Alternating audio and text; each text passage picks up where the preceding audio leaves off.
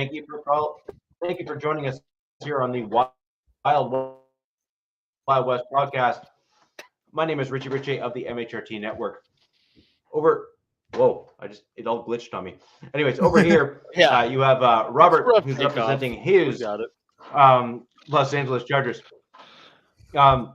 Literally, you all just flashed on me. It was weird. I don't know if that was everyone or just me. Oh, no, it was everyone. We have joining us here. Okay. We have joining us here. We have Robert representing his powder blue and gold with the Chargers. Over that away, it's always difficult getting the diagonal point down here on the pod. We have a guest joining us representing his. You can pretend that all you want. Just because you ordered it from some random it's okay, dude. Does not mean... Bring it back, man. Just admit it's from AliExpress. Yeah. It's fine. There's nothing wrong with the good deal. Okay. Mm-hmm. We will only judge you harshly for it. It's okay. It's THJ. Yeah, there we go. Now we get to the truth. Hey, you can't beat $30. Exactly. I knew we'd sniff it out eventually, dude. I'm not gonna judge you for buying your Chargers jersey from the back of a truck. Yeah, dude. I'm doing a side-by-side comparison here. That ain't. Look up the Color Rush jersey, bro. I'm telling you. I'm on it, dude. I'm looking right now, live, real time. Listen, dog. Listen. Nope, doesn't match. Just let Rich get to the insurance. Robert. Yeah, sorry, Robert. I'm going to help you out here. This is a good lesson in life. Just because the dude walking down the street claims it's a real Rolex does not mean that it is. Okay? Now, anyway. With that. With that in mind. Diagonally over to down below here is Rafael El Capitan representing his Las Vegas Raiders. Rafael had been on Captain Jack's show a bunch of times together. He and I know each other for quite some time now. I am one of the few Broncos fans that will frequent Captain's show and have absolutely no problem being roasted by absolutely every single person in the chat. So that's just kind of the way things work when you are a Broncos fan joining a Raiders show. Deal with it. So Raph, you're joining our show representing his Las Vegas Raiders. And there is plenty of news, Rafael, for you to delve into, given some of the updates that we've seen over the course of this week. Thank you for joining the show. And we're going to, as soon as I introduce and go to Alex here, we're going to go right into the Las Vegas Raiders, because that really is the, at least the largest kind of grouping of news within the division. That went on. And then, of course, there's been a few trades as well that we'll get into immediately after that as well. I kind of do feel that coaches are, especially the offensive coordinator, like when you get into the offensive coordinator, defensive coordinator, or head coach, there's very little that can happen to a team that is more substantial than any of those three positions changing on a team, because it can have such a major impact in terms of what happens. You can kind of see what happened with AP, for example, last year when he was brought in as the interim coach. It changed the complexion of your team, and I think that's just a pretty good analogy in terms of what you can potentially see in terms of a major change like this.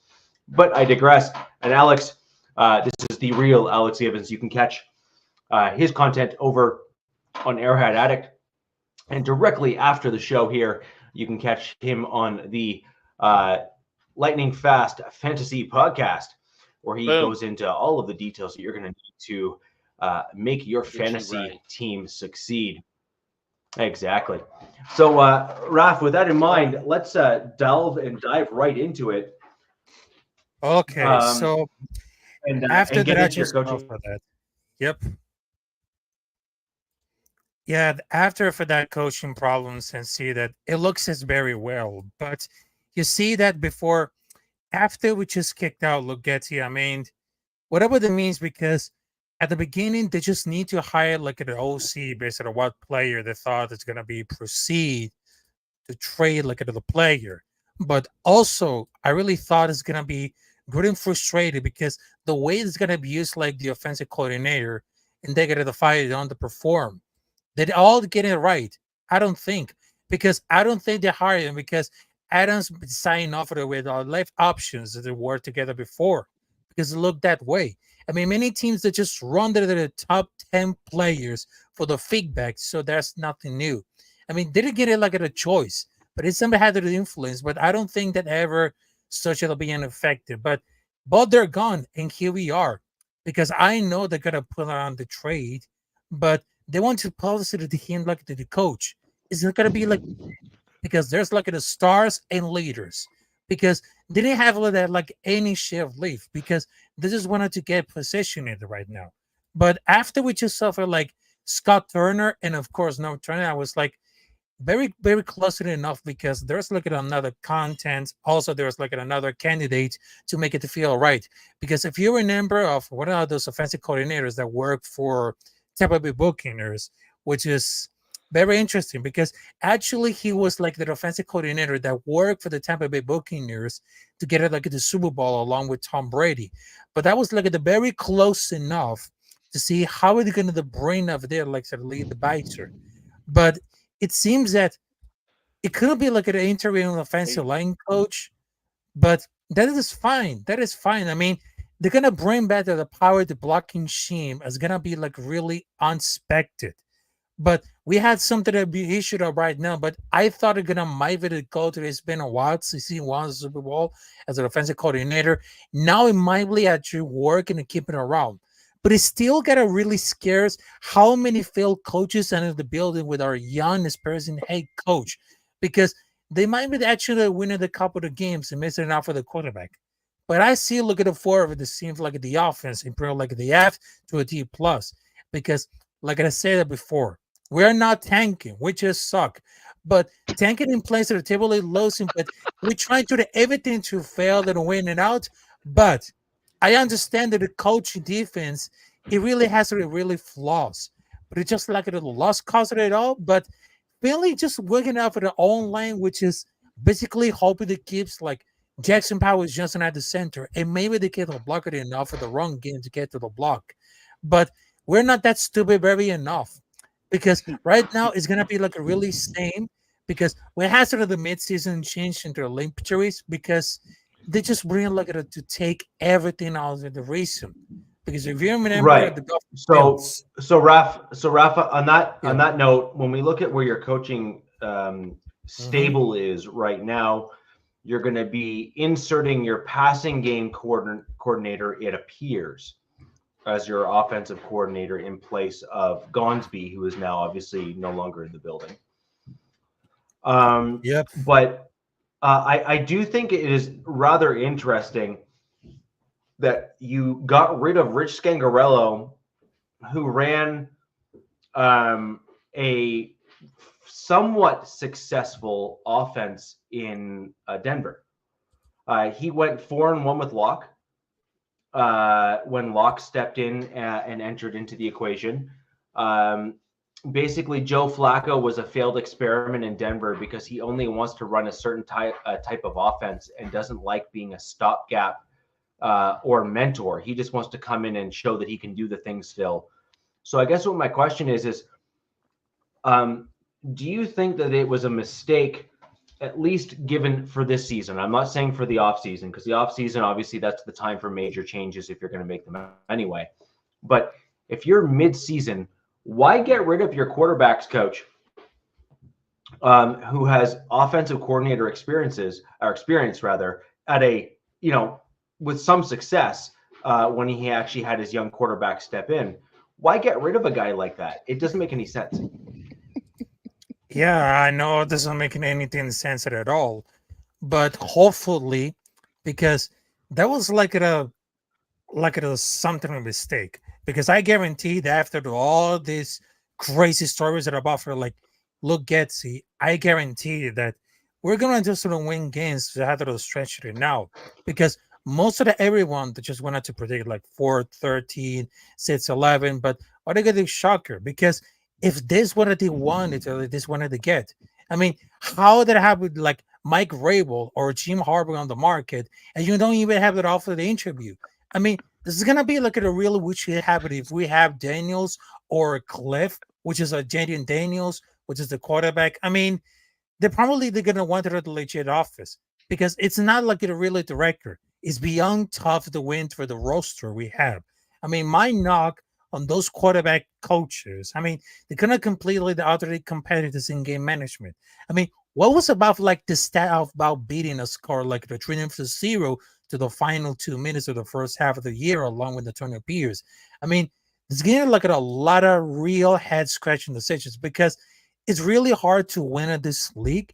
So you had to able to perform under pressure. Because how is it going to be like a long-term retreat? How's it even like out of the league?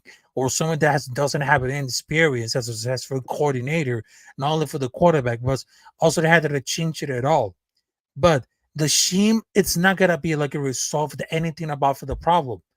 But if we need to definitely finish it at the season, we need to improve like this clock management and overall the coaching if he wants to stay.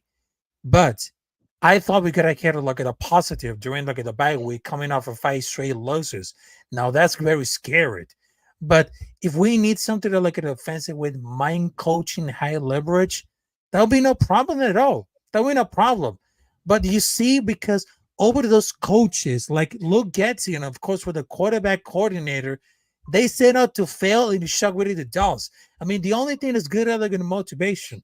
Because if you guys remember the Detroit Lions, Dan Campbell, who was a great motivator, but also a great football coach.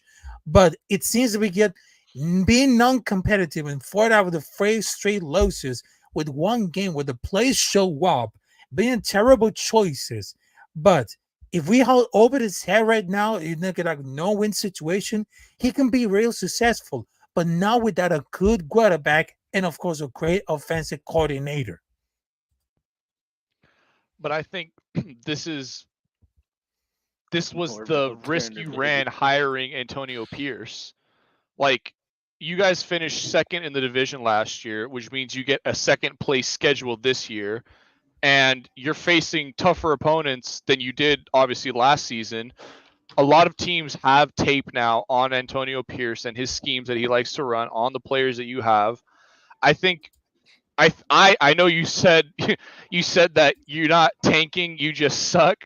But I really do love that. Yeah, that's an awesome quote right there. You gotta frame you can't that. Tank if your team's just subjectively too bad to win. I mean, we're not tanking. We just suck. But realistically, the Raiders do need to tank if you want to compete, especially in this division.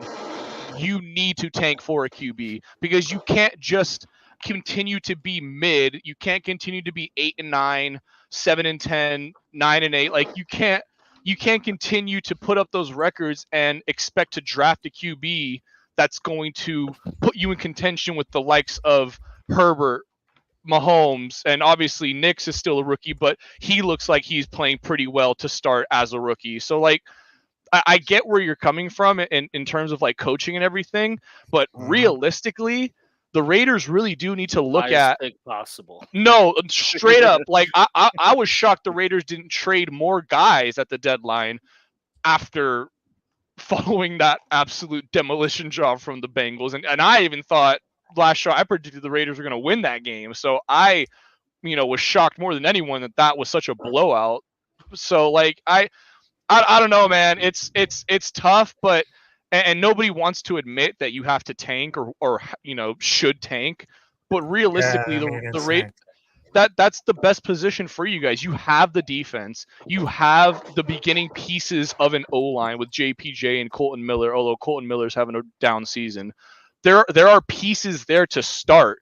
You just need that guy. And that's why I said going into this season with Minshew and Aiden O'Connell, I never really expected, not to be that guy, but I did not expect the Raiders to really compete in this division because of that lack of QB play. At least with the Broncos, you had Nix and the kind of, at the time, uncertainty, but it was certainly better than what they had before, which was Wilson or Stidham.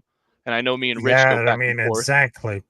But I don't think it's going to be like the real reason to tank it. And I know about like the cryptic message to Shedeur Sanders. And I just saw Pat McAfee's show about like the situation between Shedeur Sanders going to Las Vegas Raiders if we go through the draft.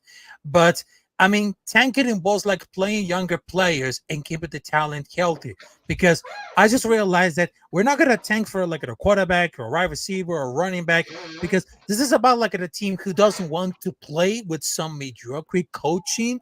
I mean, because we just wanted to see like a getting on ball, like a lot of defense, because we've been seeing a lot of this before. More enduring plays in the coming up weeks. I mean, after we just saw for Christian Wilkins, and of course we got like the Deperture, Devontae Adams, and of course losing Josh Jacobs. I mean, if they wanted to do like a job, but they want to like go for the extra mile, because they definitely would put like the body on the harm's way. I mean, look at over the last seasons. Renfrew and Waller, they both in injuries, they could play through, because it's not a coincidence that both are not being used probably in the last season under Josh McDaniels. Because if they need something absolutely to guard the defense at the skill that the NFL has never seen, they're going to bring like the best case scenario. 5 players should be out, everything kept. Because if we want to succeed with a lot of defense, with the younger talent, and of course, along with Robert Spillane and Max Crosby, I mean, simply it's going to be like a recipe for like success. But we train for like the play calling, the Luke Getzey's play calling is simple like a recipe for the disaster. Because we just went up for the play up to compete with Washington to the worst team. Because if we want to tank, might as well as a good job, it's going to be seen like anyway, we end up with being success. By the time he gets along with most starters, won't be here anymore. And by looking at the past free agency and trades we made, it's not like we can see like a new players in the future having our success.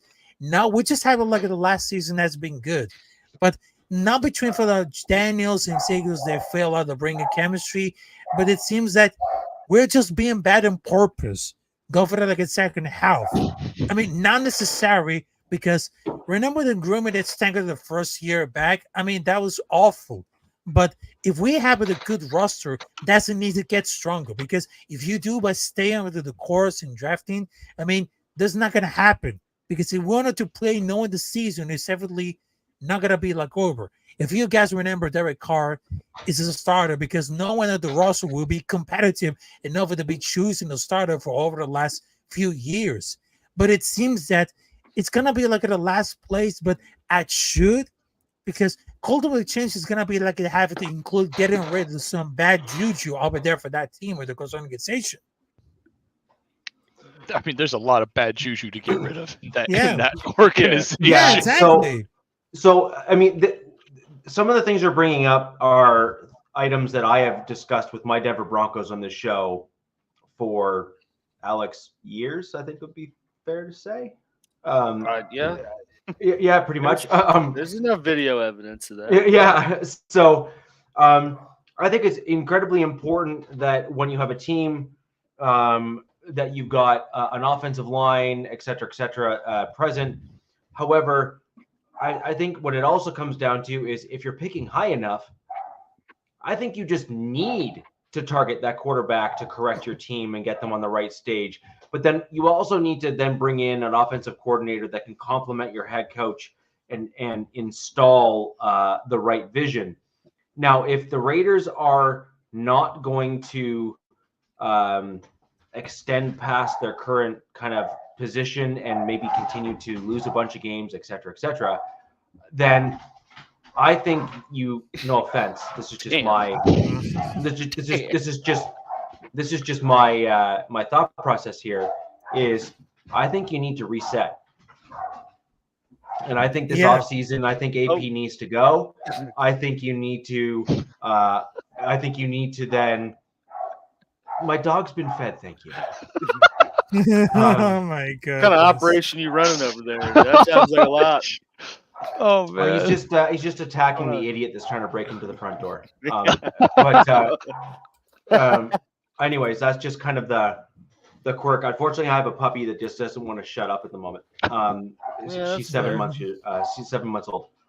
But I think you need to reset. I think you need to get rid of AP, and then I think you need to come into this draft likely with a top 5 pick if you continue playing kind of where you're at.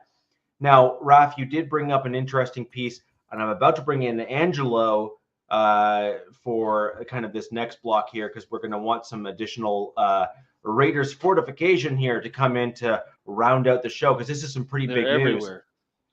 This is big news, which is in what order do we think things should go in? Do you want to bring in a more competent head coach? Do you then want to bring in an offensive coordinator who is handpicked by that head coach and then bring in a quarterback that complements that head coach and offensive coordinator's vision? Or do you have confidence in the AP and then bring in a more competent offensive coordinator? What kind of those complex questions and other things, we're going to bring in Angelo, friend of the show, filled in for Captain Jack for those months, and get his take on those very questions. Angelo. Hey guys, is my mic okay? You are good to Yes. go. Yes, sir.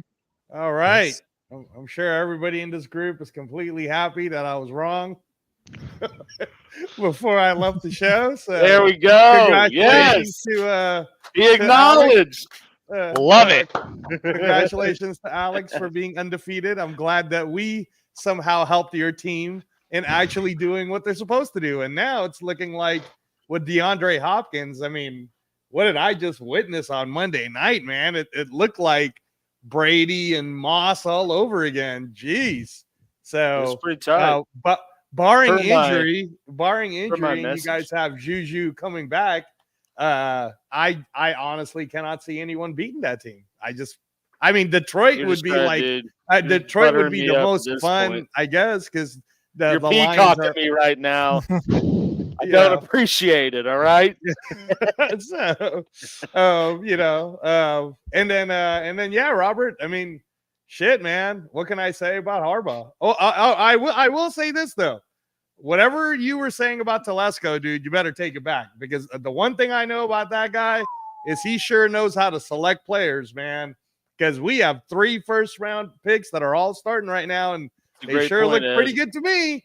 So, and he came in not exactly like to scout a quarterback. So I hope that whichever quarterback he was thinking about while he was with the Chargers, he already has an idea of, because but knowing him and his process, because I mean, the one thing we can all say Telesco couldn't do is pick a good head coach.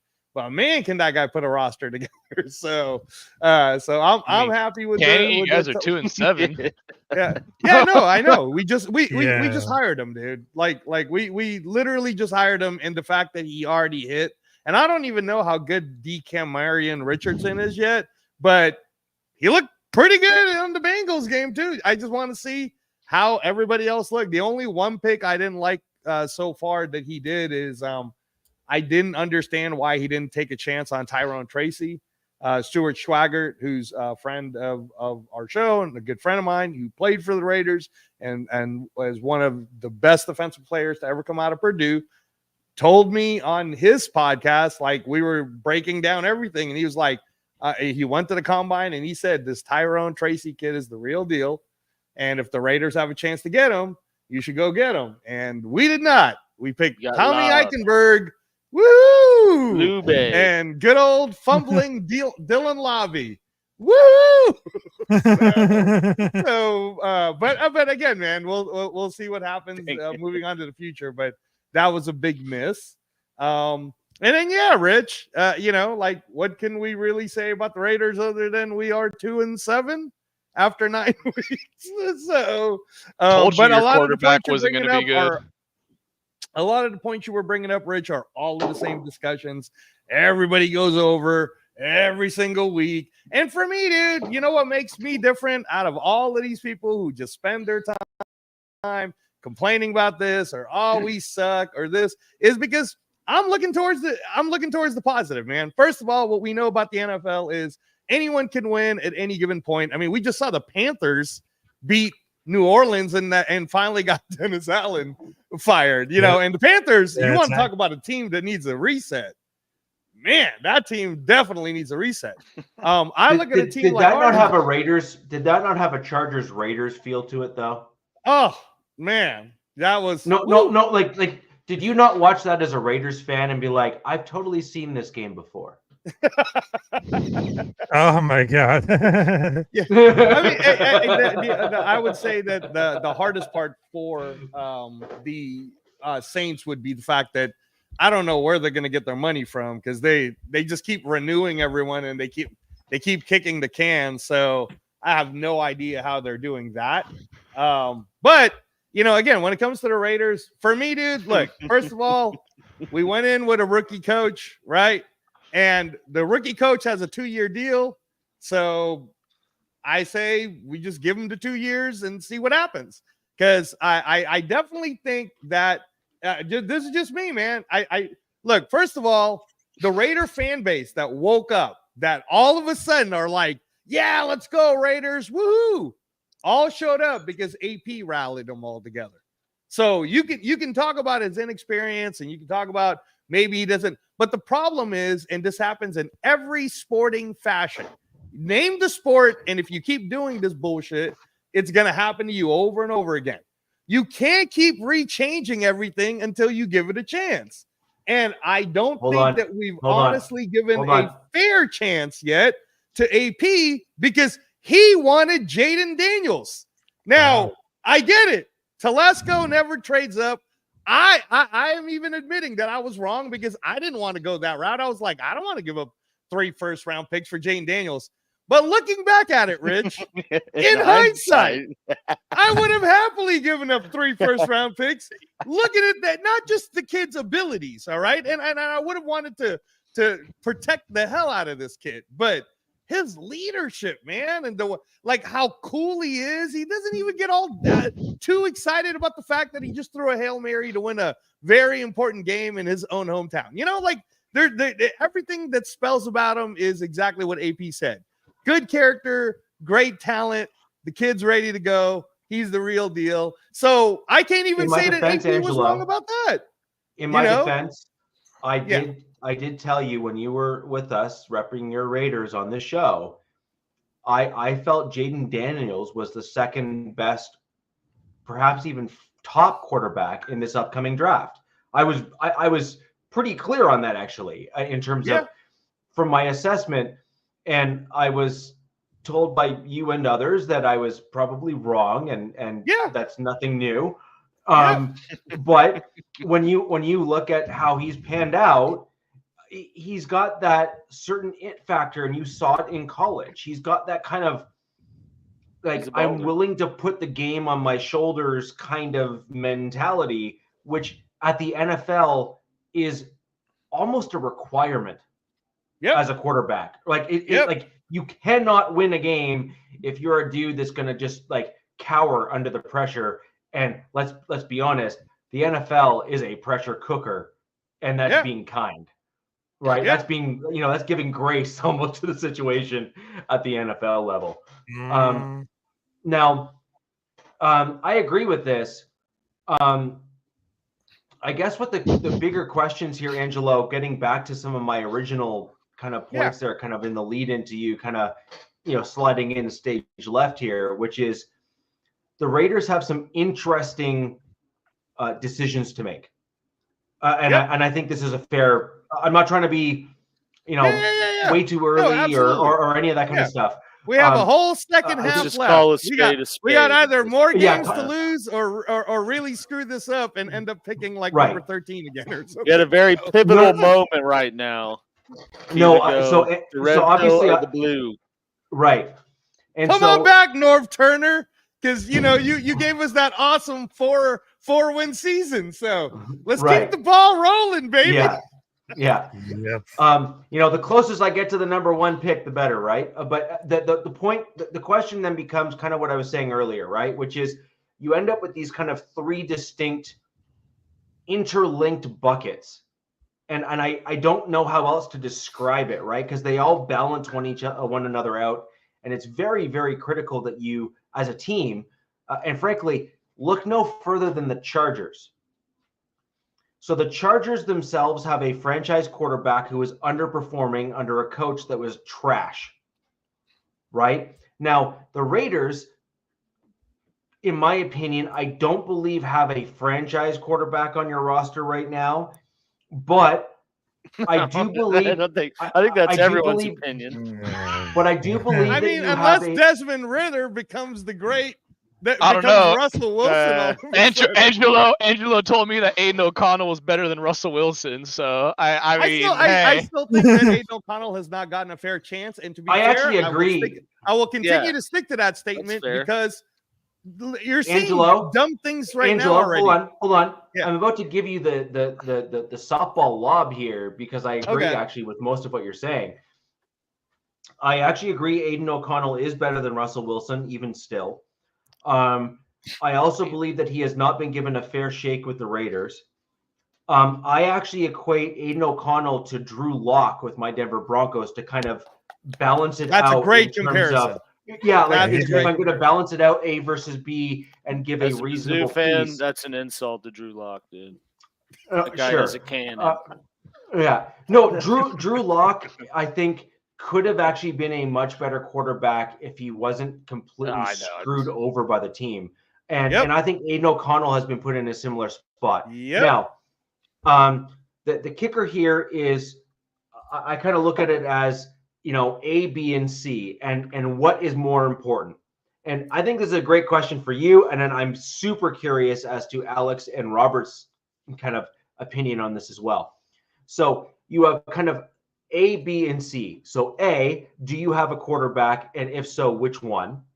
Right? Because that matters. Like a Jaden Daniels is different from, say, like an Aiden O'Connell, right? Yes. Jaden Daniels has got like legs and mobility, and Aiden O'Connell's like, dude, I'm a pocket passer. Please put like a beast of He's an got offensive line cement in front of me blocks so I on don't his get killed. cleats. Yeah, exactly.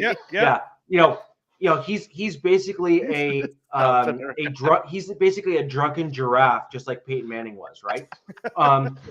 When he's trying to run the ball. And so I think that's fair. Like I'm not trying to belittle your quarterback, but call a duck a duck.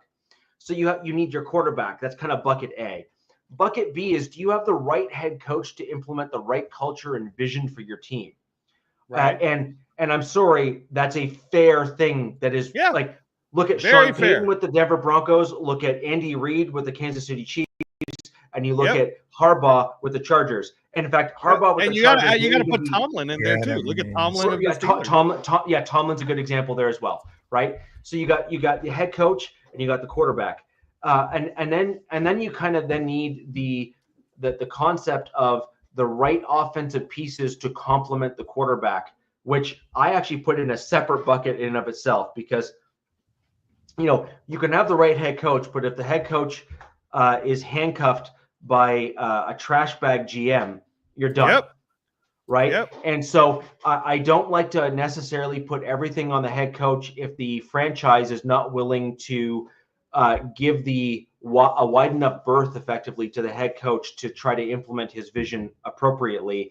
Right. And frankly, the GM needs to be present to facilitate the player personnel to meet the vision of the head coach. So if you want to run a power scheme, you better have linemen that can block in the power blocking scheme.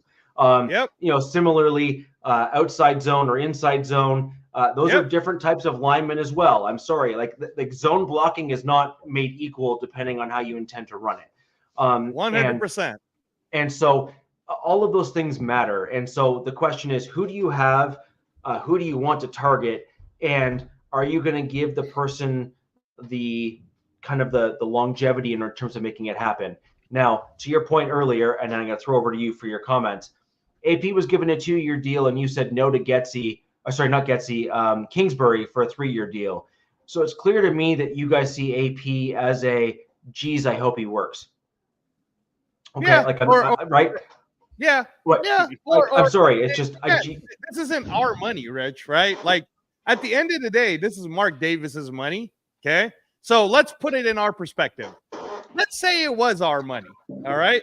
So if I'm in Mark Davis's shoes and it was my money, I just spent a boatload of money on John Gruden, who, email comes out. Now I got to, because of whatever, I got to put it all out when I was ready to give this guy a 10-year reign like Tomlin. Then to fix the problem, right? Let me go ahead and do the Patriot way, because I don't know anything about football. I just got a ton of money. So let me go with that guy. That guy's a genius. He won with Tom Brady. And people, again, I have to always go back to this. The whole plan back then was to get Tom Brady to come. He did not come. Even Tom Brady was like, you're picking this fucking guy over me? Even Tom Brady was ready to come. He was mad, right? So that was the plan. Plan botched again. I don't want to place blame. It is this man's money. He can do whatever the hell he wants with whoever the hell he wants with whatever money he's got. So I believe that when he did the 2-year deal across the board, pretty much for a whole lot of people, he was saying to himself, I'm tired of bleeding money to coaches that I can't even keep for the duration of a contract. So let me just go ahead and do a 2-year contract, even if he wanted to give AP a 3-year deal. Now, my theory with the Cliff Kingsbury thing is Kingsbury came and he was like, well, I'll do the job, but I need to know that I'm going to get a chance to have 3 years to work with this. And while the Raiders were busy thinking about that bullshit, instead, he was like, oh shit, Jaden Daniels wants me? I'm in. And boom, there he goes, right? And then right now, what is everyone talking about? Everyone is talking about how Cliff Kingsbury is such a genius, and that's who the next head coach for the Chicago Bears should be, because that's what Caleb Williams needs, right? Clearly, we already know that if you're good at offensive coordinating, a la Josh McDaniels, you should fucking stick to offensive coordinating, because the guy that's leading the Arizona Cardinals right now, Rich, he doesn't look that bad to me. That guy's in his fucking second year, and he doesn't exactly have the greatest team that's been built yet. I think that's a guy who, because he's being given a fair chance, it's not necessarily going to be his career is going to be destined by Kyler Murray.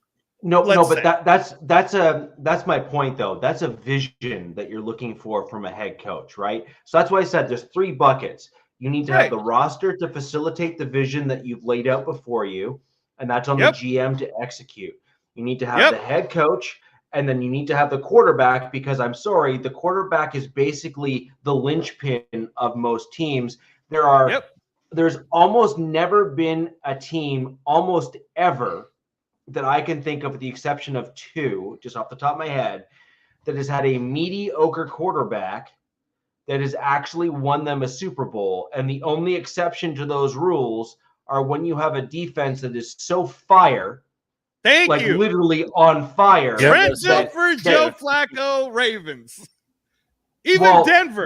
Denver defense. Denver. To Joe Flacco's credit, though, he did play out of his mind in the playoffs.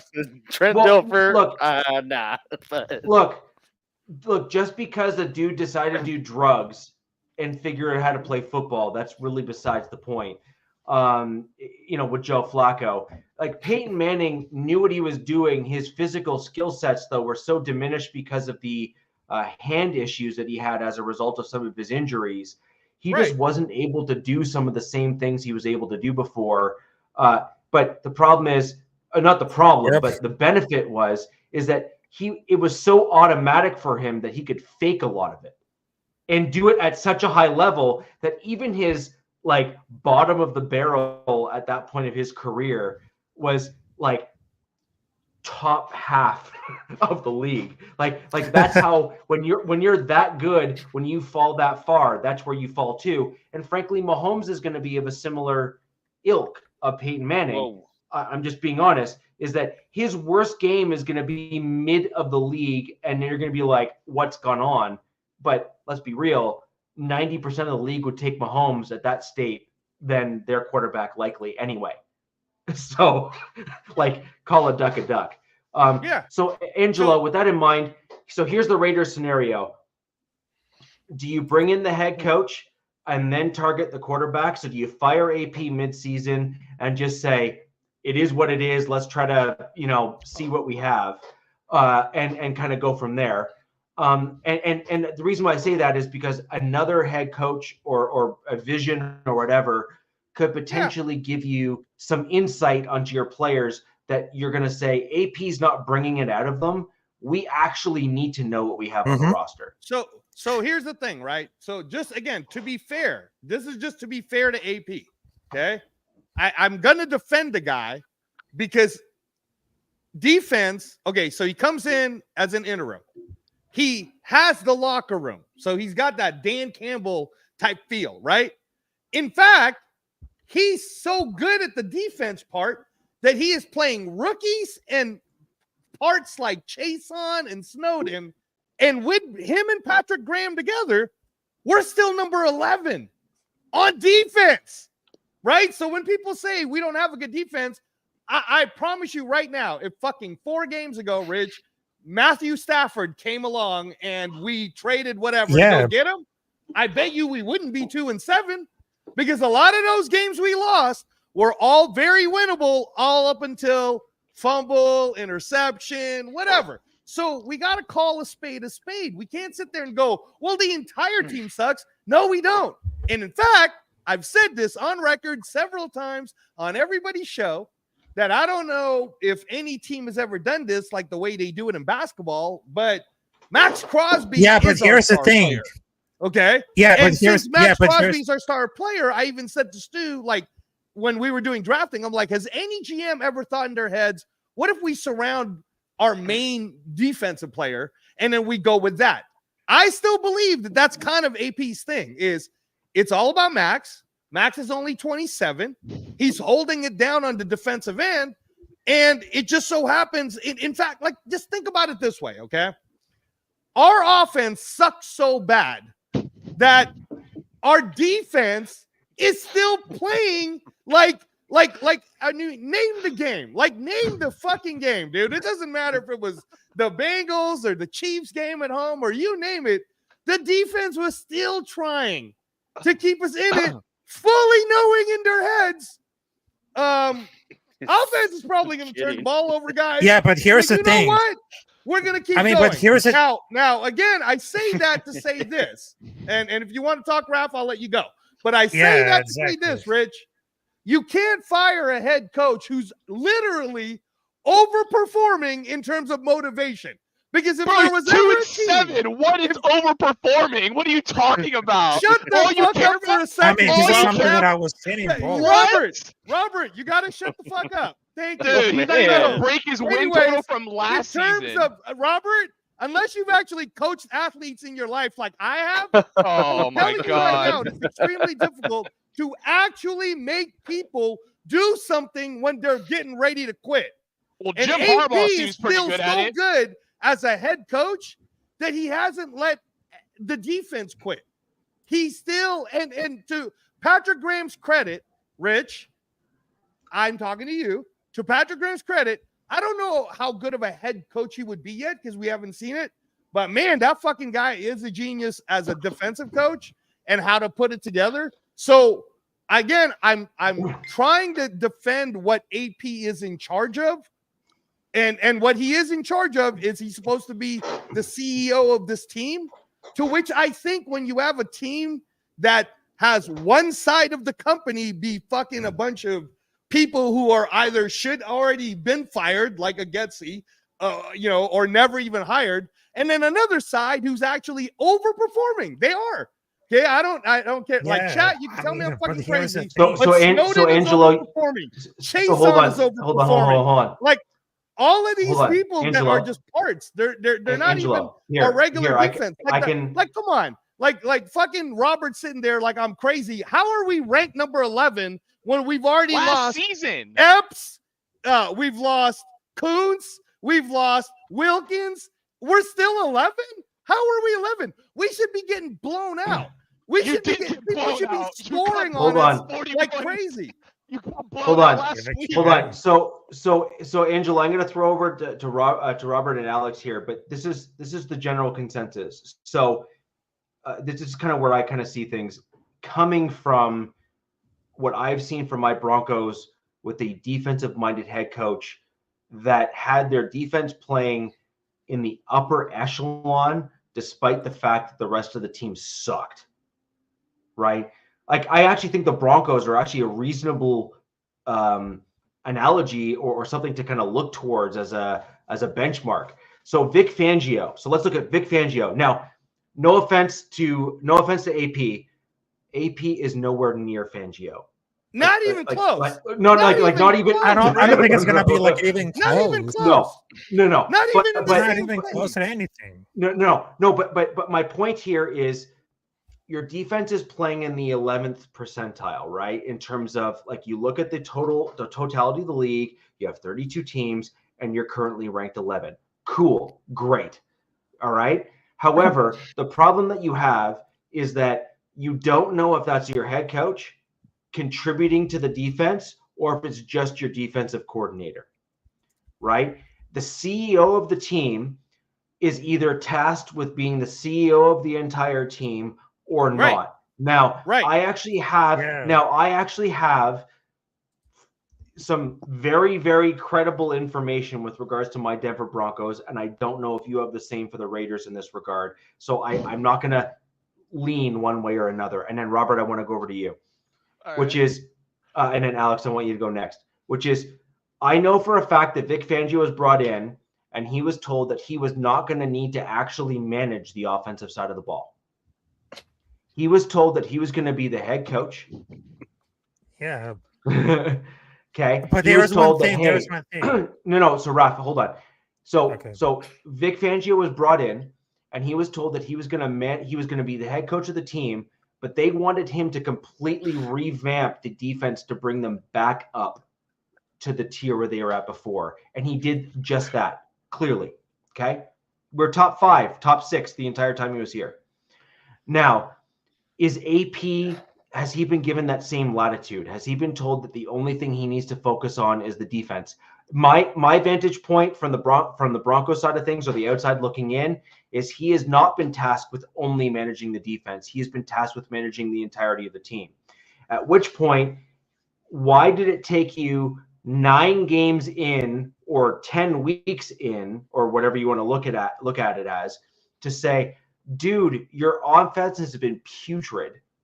Why have you not made major changes up until this point in the season? You should have made, as the leader of men and as the leader of the team, and you're saying, like, doing all these great things, he has clearly missed the mark on the offensive side of the ball. Obviously, the defense is doing well, so that's his, I'm clinging on for dear hope. At least my defense is looking decent. So, Robert, with that in mind, when we look at what your Chargers were like last year, you were the exact opposite in some regards, where your coach was a defensive dude. Your defense sucked. No offense. But they did. Okay. Right? Like they did. Okay. Call a duck a duck. Okay. And your head coach was a defensive guy. That's what he was known for. And so he didn't have the thing to hang on to like AP does right now. That being said, though, you also didn't have a particularly good defensive coordinator on your team compared to, say, a Graham, who the Raiders have as well. And Graham has 2 different regimes to show that he has a through line of showing that his defenses can succeed. So with that in mind, kind of to maybe shatter Angelo's worldview a little bit here, no offense, which is, you've seen this happen for your Chargers. A head coach that is competent, that can bring in a culture shift and perhaps maintain that defensive side of the ball. Would you not try to perhaps convince Angelo that it's maybe time to show AP the door and maybe move on to a more competent head coach? And again, can I, before you answer that, can I again fucking remind everybody that even dumbass head coach of the Chargers, who finally got fired, got more latitude than what everybody's giving AP. All I said, Rich, was I didn't say renew AP's contract. I said he has 1 year left. So, he has 1 year left. No, but I am more in Rodgers and Bolt Bros and other guys' camp by saying I actually think that the other guy should have gone. But so, I think there's over to you, Robert. Over to you, Robert, in terms of your thought process on this. Alex, we'll go to you, and then we need to get some other trades around the division as well, because there's a couple that occurred. So, Robert, your thoughts on the Raiders coaching shift and where you kind of think they should be?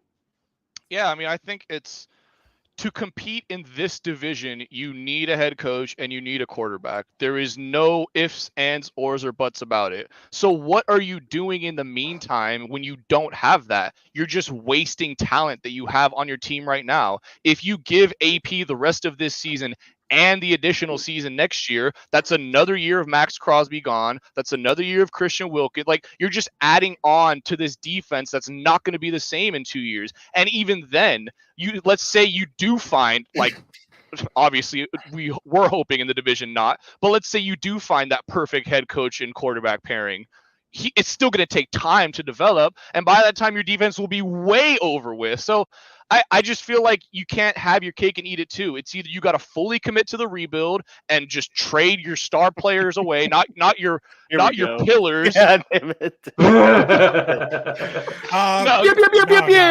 No, God, no, it's not. It's not gonna happen. I knew that would trigger. I knew that would trigger. But trade away your star players. Not Crosby. Don't trade away your pillars of the franchise. Obviously, if Crosby wants to retire a Raider, let him. But you gotta either commit. You either gotta, which obviously you show you didn't want to commit to going in because you would have gotten out and you would have went out and gotten a quarterback last year. You stuck with. But here's the thing. I mean, Robert. Here's one thing about for like good like Getsy. He should be like really fired because that was like the most dog shit play calling, and what I would just say about it. At some point, some persons they had the nerve to defend Luke Getsy. He has nothing to work with it because that man called straight vanilla runs up in the fucking middle between for that game against Kansas City Chiefs against for a fucking stacked boss because everyone knows that play calling was a piece of dog shit. He just ran for the ball with every single second and run every time. No one is arguing that Luke Getsy's play calls and run play calls are genius or anything along those lines. This is about AP. What we are saying. No, hold on. But what we are saying is this, which is, if you are the CEO and owner of a company or meant to run the show, which AP is meant to be, right? That's the point. You need to look at the dude that's running the vanilla play calls and vanilla runs and not scheming to the strengths of your team. Like, let's put it this way. You have some speed at the wide receiver position. Yeah. I'm going to call the Raiders from what I've seen them so far. You have speed at the wide receiver position, which you should be able to exploit, but can't.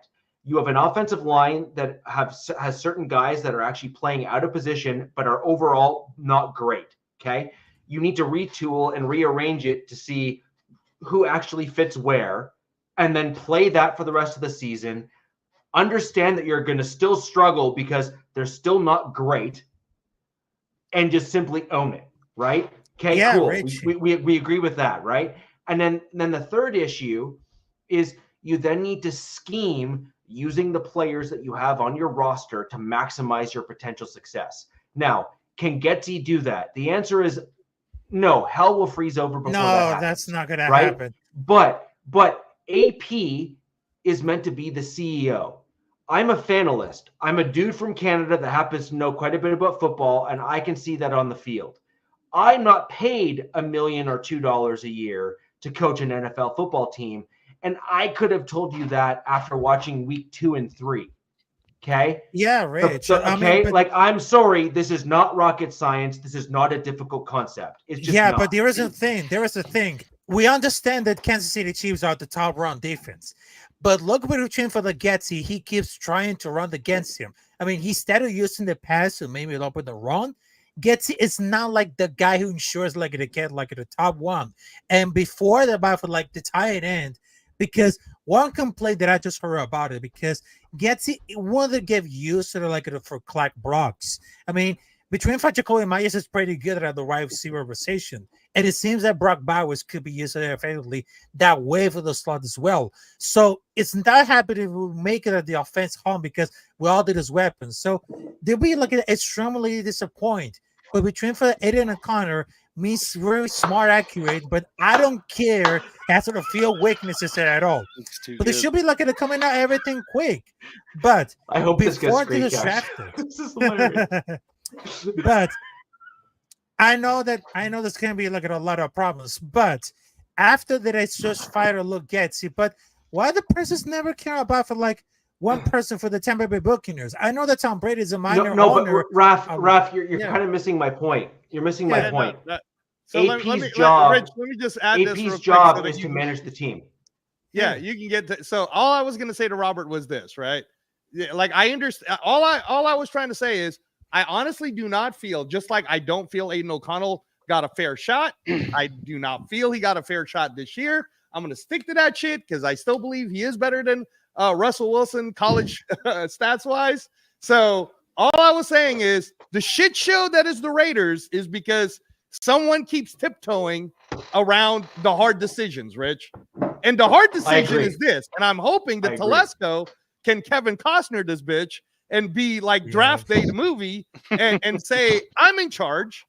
And I'm going to get us linemen, which is what we need. I'm going to take the $100 million that we have, and I'm going to get us like, who's the free agents that are the linemen that we can get right now that's going to help right Angelo, now? Right? I just want to remind you, when you guys signed Christian Wilkins for what, $100 million, I think you reminded me that no one would be able to do anything on that defensive line. I understand he got hurt. Yeah, it was pretty good, actually, when Christian Wilkins was I understand he got hurt, but throwing money at players is not the solution for the situation that they're in. I'm not throwing, listen, okay, hold on. I hear what you're saying. Okay, but we've been talking about this for 56 minutes. All right? Hold on. No, dude, no. You had enough time to get your point across. I'm trying to explain to you what the $100 million needs to go to. 2 offensive linemen. I get it. Yeah, you said it. I got it. Yes, because so why didn't he do that last year? Why did he spend it? We fucking have the greatest quarterback of all time. If we had Jane Daniels, you know what would have happened to Jane Daniels? He would have ended up like Robert Griffin. And before you cut me off, that's what I was saying. That's not the situation the Raiders are in. You can't patch it by bringing in veterans that have been solidified in other lineups. You got to accept. But I also you got it. No. Hey, I let you go. I let you go. I totally. Let me get my damn point out there. You're going to win another Super Bowl. Why don't we switch to the only relevant team right now that's undefeated? Why don't we talk about that? We can if you want to. I would like to. I'm not a Raiders fan. So with that in mind, I think there's a general consensus in the panel. That's right, bitches. Which is, I don't know what my consensus is. I don't know what we discussed. Alex was basically saying, build your offensive line. I haven't got anything out. Protect your quarterback, and then when you bring in a quarterback, they're not going to get killed. And that's basically what the Kansas City Chiefs did, and now they're winning. Call it. Okay, yeah. If I was able to get my whole spiel out, that's what I would have gotten to. That's the problem today, is that people expect immediate turnaround without understanding how their team is currently constructed. Like, look at Detroit and how they slow burn built up, and now look at them. Same thing with Kansas City. I mean, they slow burn built their roster up and let Reed continue to improve year in and year out without any media coverage of if he's getting fired, and things worked out. I mean, that's the way you got to do it. You can't just say, "Oh, let's spend $100 million on offensive linemen to protect O'Connell, and we'll be 8-8." Like, no, you gotta hard sell it, and you gotta understand that you gotta bring the coach in and let it build. Yeah, and Alex, let me agree with you. So let's talk about Dan Campbell and when he took over, and they gave him a chance. How many wins did he get in the first 2 years of his? Yeah, it wasn't good. Didn't he win like 8 games per season? So how come he gets more? How come he gets more latitude when he's exactly like what AP is? Because he improved the season after. Because he's with a better owner that doesn't expect immediate turnaround, that understands I've been bad for so long. That's what Ed said. I mean, I agree with that. It's a problem with ownership. Panthers owner, same thing. Like, he expects, I'm going to get this quarterback that won the Heisman, and we're going to be 10-7 and in the playoffs. It doesn't work that way. Like, it just doesn't. Yeah, but here's the thing about it, because I know that some former players at the NFL doesn't have the same lucky. Because if you're talking about Dan Campbell, it's true, because he's a very guy for a very personality as a Conley, because all for those players on that team, he seems to share the same opinion as well as some other fans, because they're kind of simply a bit of the better team that'll get arguably lost due to bad coaching.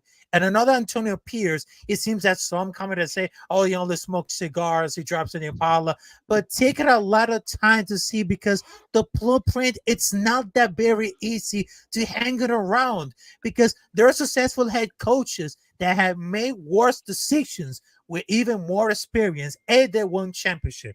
I'm not saying that it's even going to win us a ring, because they're able putting it down right now. But it doesn't mean like it's exactly to be kick it out right now, because if you're talking about for Dan Campbell, he has already made contributions to excellent offense. Because it seems they had a great special teams, excellent locker room culture, great staff, because he has already done for a lot of this team. Because if you want to rebuild that team, we got to learn that berry, but not that very fast. We got to grow up just like it a little bit. We had to fill it out with young talent, because we're not going to lose out of that game for more than 4 points. But if we get like a talented young team and we're going to face the growing pains, we've been seeing like a lot of this over the 1,000 years, but especially compared with another coach with an entire life.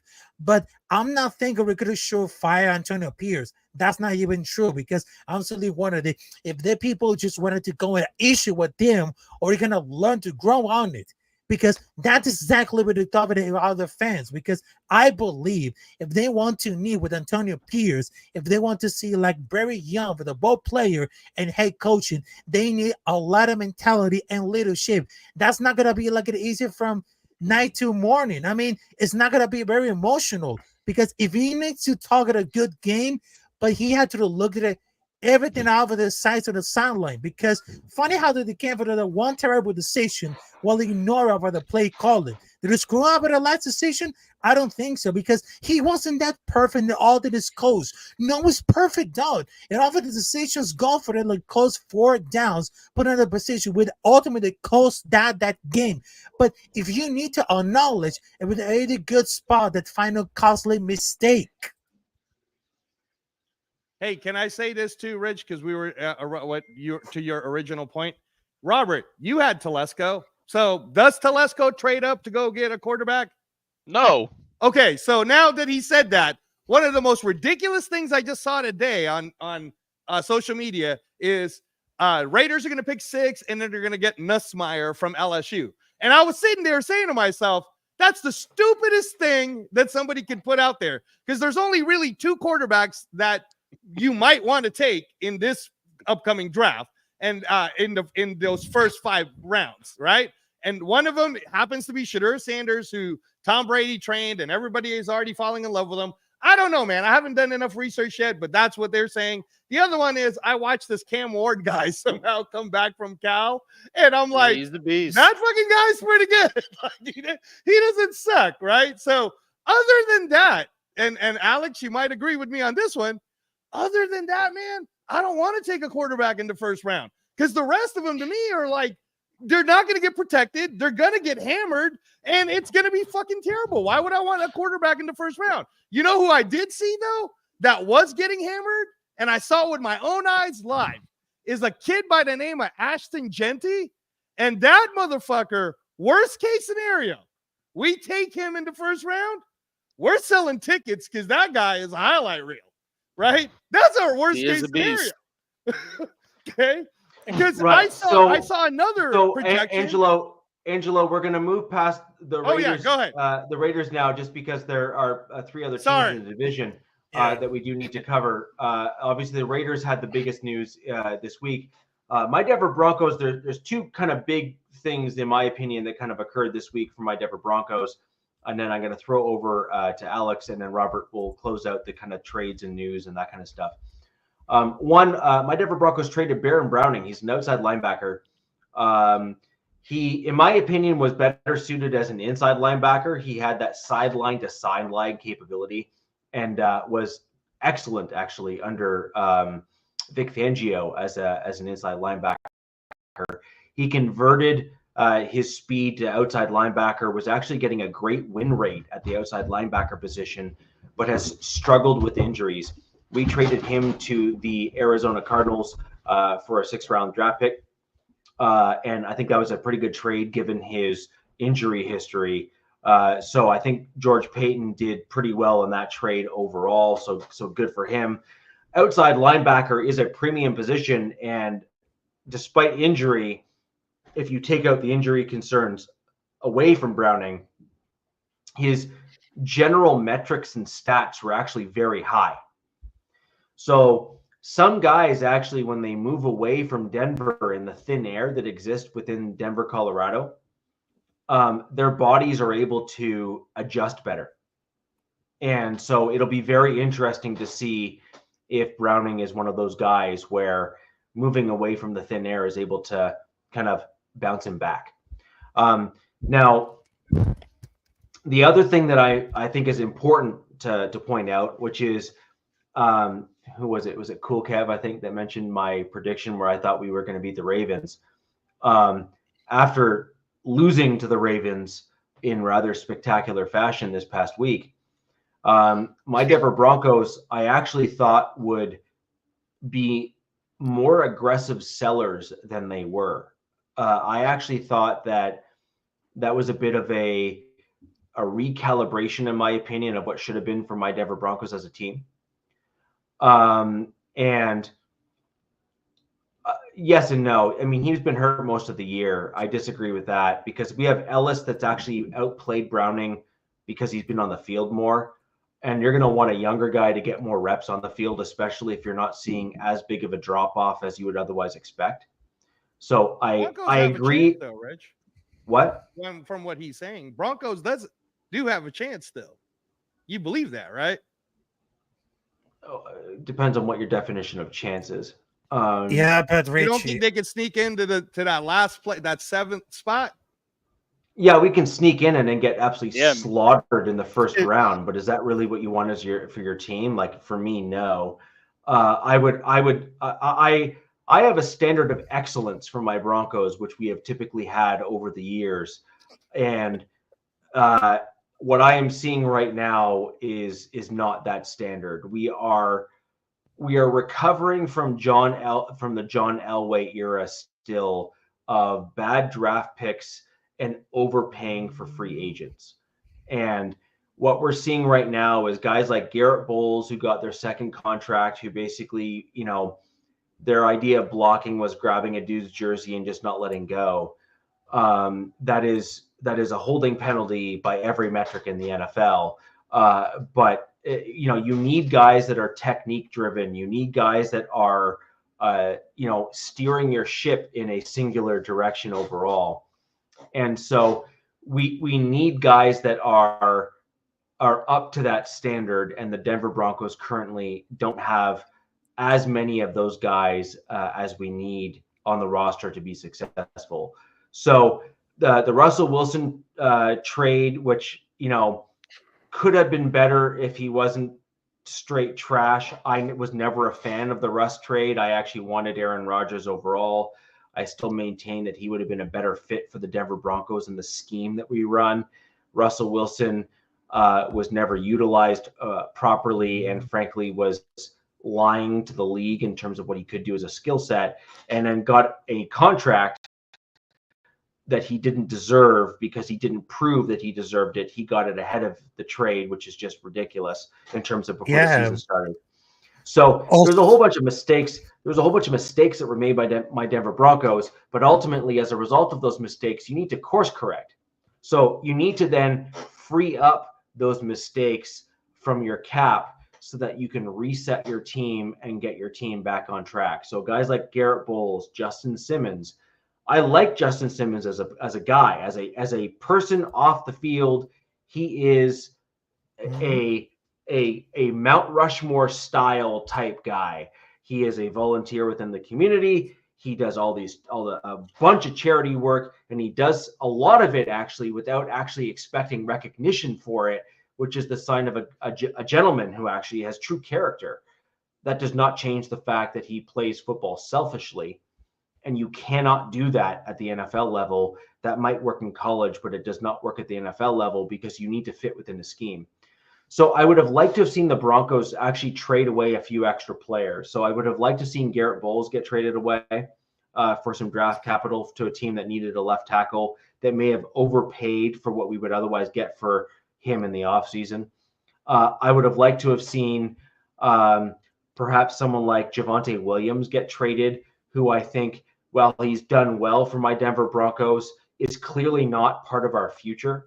He has shown up well these last few games, but Estime is clearly going to be the guy that they're looking to potentially replace Javonte Williams. So it's his time. Like, it's literally his time at this point. So just put him in there, see what he does, make a decision. I'd like to see my Denver Broncos kind of start cutting more ties to that John Elway draft pick regime and moving forward with the Sean Payton picks to see where we're at. Yeah, but Richie, I mean, here's the thing, because I just need one question. I just need one question. So I know the Denver Broncos, it became like some surprisingly, but you see in your mind because you actually brought like a lot of spark and energy for Bo Nix. But I think that Bo Nix, I mean, he needs to improve like his accuracy and the footwork, because the good news for them, I mean, he's already doing like his baseball. I mean, that combination of athleticism of Bo Nix and the pocket awareness is frankly weird, but they give like him like a star potential. I mean, he kept like very improving and picking off at like a more like a Sean Payton offense, and they have like a guy, but how does that mean that Bo Nix became like a more like pocket awareness? What most impressive about like doing like a chemistry along with the Denver Broncos, along for like the team of Sean Payton? So you bounced around a little bit there. There's two questions rolled into one, but ultimately, Bo Nix's pocket awareness is lacking. That was my concern all along. I have not been shy in saying that on the show. Robert and Alex can attest to that. I mean, I was not the start Bo Nix better right than away. Anthony Richardson, Rich. Gee, yeah, that's a tough hill to climb. God, come on. That's like an anthill at best. So when you look at Bo Nix, look, he has progressed faster than I thought he would. The quarterback position at the NFL level is easily the hardest to traverse from college to the NFL, not even close. I would actually argue that Justin Herbert is in a similar position to where Bo Nix is in terms of when he came into the league. No one expected Justin Herbert to look as good as he did when he came into the league, period. No one. Everyone was saying, why would you pick that guy? And now I don't think anyone is questioning the fact that he is a franchise quality quarterback. I see Bo Nix as a similar kind of scenario to where Justin Herbert was. Herbert played well, but not well enough to be the guy. Bo Nix is playing well, but not playing well enough to be the guy. I kind of see the kind of two in a similar, plus or minus a little bit here and there, arm strength versus whether it be pocket awareness or calling the right play or whatever the case may be. There's a whole bunch of different verticals within at the NFL level. Herbert is not as good as Nix at certain things, and Herbert is way better than Nix at other things. So, I mean, like, you can kind of nitpick at the various components of their game. Now, ultimately, what it comes down to, and I will say it, and I've said it before, I will say it again, and I will say it again until the Denver Broncos finally fix the bloody problem. In order for you to fix your team, you need to have an offensive line when you bring in a rookie quarterback or even a decent quarterback. You have to be able to block, you have to be able to keep them upright, and you have to give them the time to read the field. The Denver Broncos have a good but not great offensive line.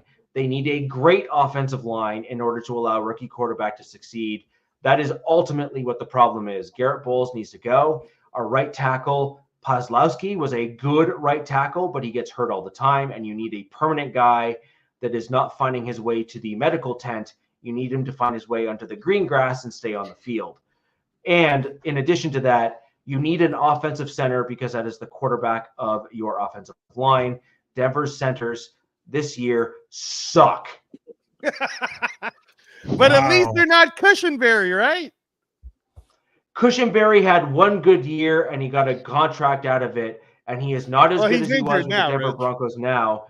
And at the end of the day, 1 year to me does not warrant that contract extension. He did not progress. Like, if Cush progressed year over year and got to where he was, I would have had a different opinion. Cushenberry sucked, and then in his last year played well. To me, that's a kick him to the curb. Undefeated. Yeah, undefeated contract year. Bye, Felicia.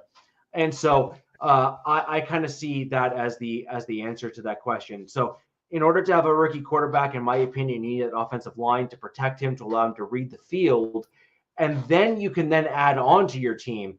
I look at what the Kansas City Chiefs did. We've touted them a couple times in this show.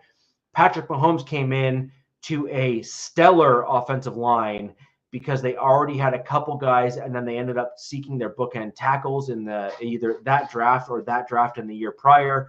And they had a great team in front of Patrick Mahomes. And then he comes in and he's like, here, I'll give you a cherry on top, and how's a couple Super Bowls? Right? Like this is what they did. A few Super Bowls, but it's fun. Oh, sorry, only two. More like more than a couple. Crimea River.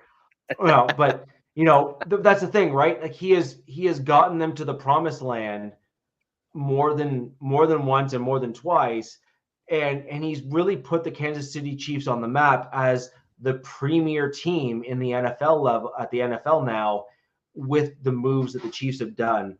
And I think that's the blueprint if you're going to be successful. Moving on, Alex. Real quick, Alex, if Andy Reid does actually win the Super Bowl this year in a three-peat, the way they're going, whether they end up being undefeated or not, which is a very strong possibility given the rest of their schedule. I don't know about that. But would you then say that Andy Reid is better than Bill Belichick as greatest? I mean, yeah, I may say that bias, yeah. And I mean, I don't know if the stats would nearly. He took two teams to the Super Bowl, man. He took two. No, I mean, and just I think to some degree, yeah, like you said, if he does be the first team to three-peat and let alone do it undefeated, I don't think they're going to go undefeated. I would imagine. Who do you see beating them, man? Because probably the Bills, I'm watching Buffalo, and maybe Denver.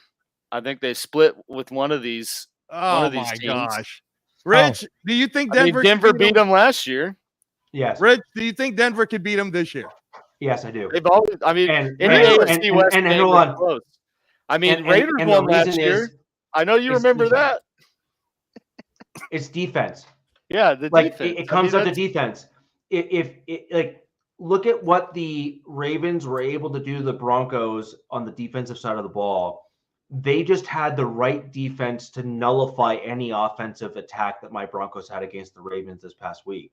And the right team with the right grouping and personnel grouping can nullify a great quarterback. I mean, Vic Fangio, let's put this in perspective.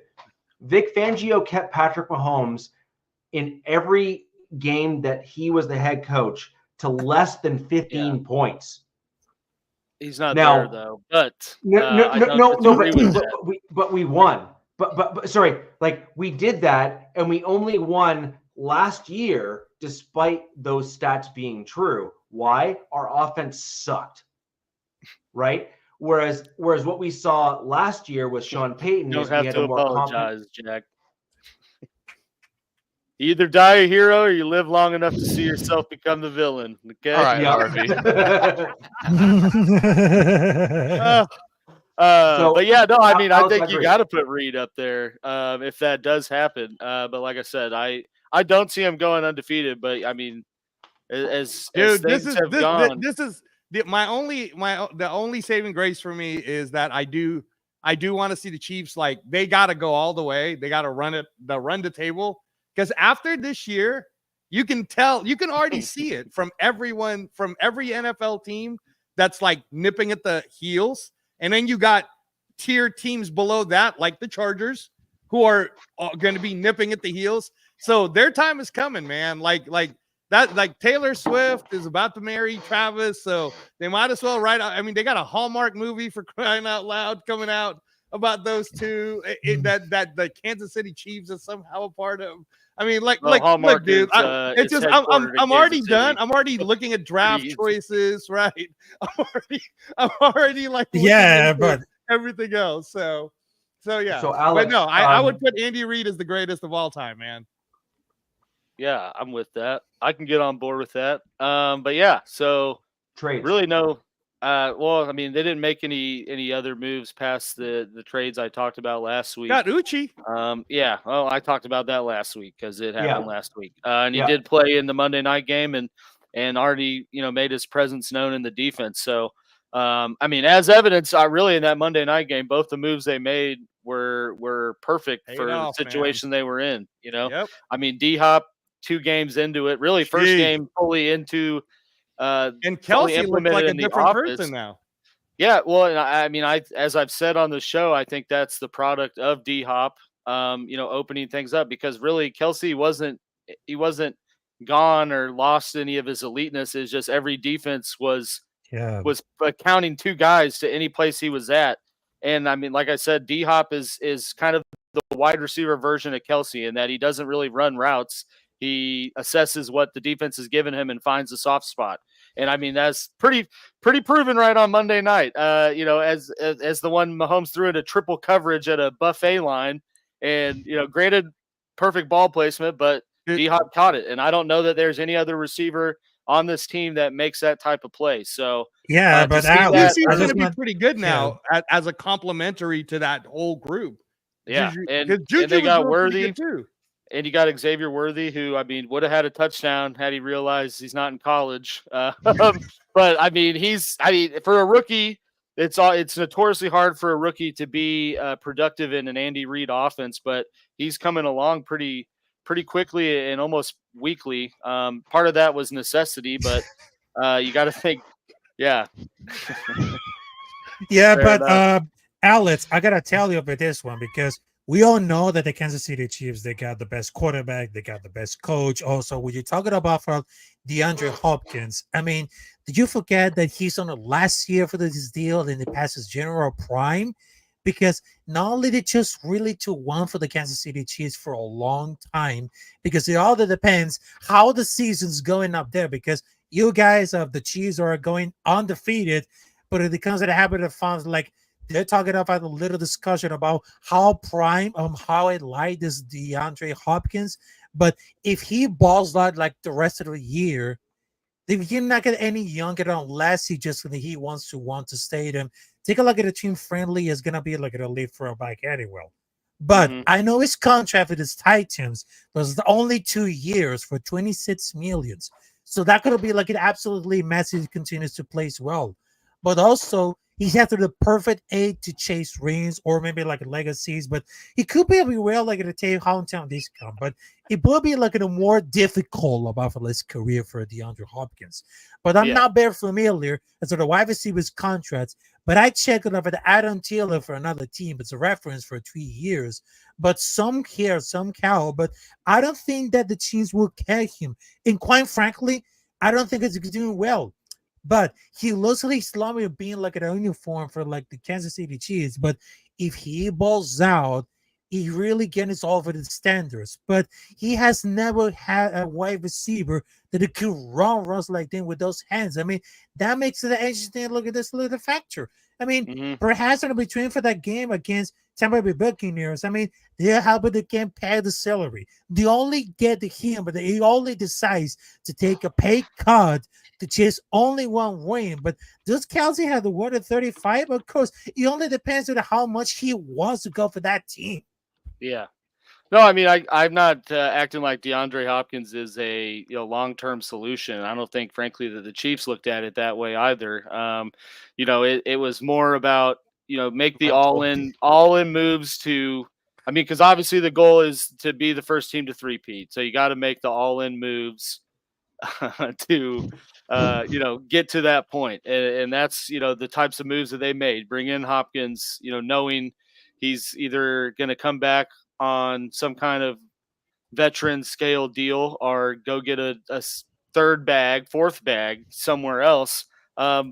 But I think that there's some weight to be had to the fact that he is aging. And I mean, this is like the first time in his career he's had a good QB. And you could tell, I mean, in his post-game interviews, damn near in tears, just like realizing like, damn, I'm on the Chiefs and not in Tennessee. And I'm catching balls from Mahomes, but not Will Levis.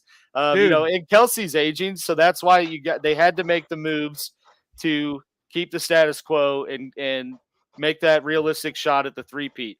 Because I mean, I know I've said it multiple times, but what other team that has lost their number one running back, lost their number one wide receiver, well, number one and number two wide receiver, lost one of their edge rushers, gave up their number one corner the year prior and lost another corner and are still undefeated and the only undefeated. I mean, that's what elite teams do. And then they make the moves that they know they got to make to keep the status quo. And that's I mean, that's what D-Hop Kareem was. Hunt's amazing, by the way, dude. He's in my fantasy team. Alex, so thank you. Oh yeah, big dude. Kareem Hunt, by going into overtime and scoring a touchdown, won me the game. Is it? Mm-hmm. Alex, it's actually more than that. Your team is able to bring in veterans and have them play for vet minimums that would have otherwise commanded higher salaries from other teams, simply because your team is not only competitive, because that's just the baseline for some of these veterans to move on to other teams, but your team is for sure in the running for the Super Bowl, and therefore, as a result, is able to obtain these guys for these kind of one-year rental style contracts, where you're able to get a Kareem Hunt or, D-Hop or, A, B, C, D, E, where a team is going to be willing to work with you out of their division, or out of the, even out of their immediate division, or even out of the conference, simply because the guys are willing to go there. Mm-hmm. Right? Like D-Hop is willing to go to your team because you're the Chiefs. Yeah. Then also, I mean, there's one thing about it. I mean, for Andre Hopkins, because do you remember that Patrick Mahomes admitted that he was watching the tape of DeAndre Hopkins? I mean, he just saw like he was open on many of these routes and open for the touchdown, where he was forced to try his skills, because he really needs to really start feeling that game a little bit better. But I really hope that he wants to tighten up with this game. But eventually, I mean, that defense, no one can trust throughout all of his past 2 years till now, because he used that elite field vision when they have all these weapons for that reason. I mean, the truth, I mean, between for the Kansas City Chiefs, I mean, they just traded for Travis Kelce 20 point. 2.0. I mean, he's getting in trouble than Triple 10 for the neck. No one is going to make it like a defense pay for that. I mean, no one is going to find soft spots in the zones. I mean, no one has to turn to the chance of the 3rd and 6. So if they need to fill enough of the whole bit of worse and stay healthy when it comes to bad, I mean, let's be honest. The sheer that the fact that kills get more consistently wide, getting triple team is one of the most alternative shenanigans in football history. Yeah, no, I mean, it was just like a good move for Hopkins, and I think it's going to just improve things moving forward. Like we've already seen kind of a resurgence with Kelce, and I think we saw from this Bucks game, which, like, I mean, credit to Baker Mayfield, and I mean that Bucks team, like they played. That was a hell of a game, and dude, honestly, Baker Mayfield is amazing, bro. Yeah, and I mean, for them, he had nobody, and he didn't came back. And thank you to Baker Mayfield, because by extending it helped with fantasy. So, yeah, no, exactly. Yeah, like I said, man, I was in a close match and it went to overtime, and Kareem Hunt getting the touchdown made me win by a point. So, wow, it was a real sick Monday night for your boy. Let's say it that way. But yeah, I mean, really, I think with the D-Hop thing, you saw already a drastic increase in the offensive production. I know, like, I texted you guys and didn't get a single response, but like, I mean, as a team, they were what were they on third down? They were 12 for 18 on third down. Mahomes was 11 for 13 passing the ball, 10 first down completions on 3 touchdowns.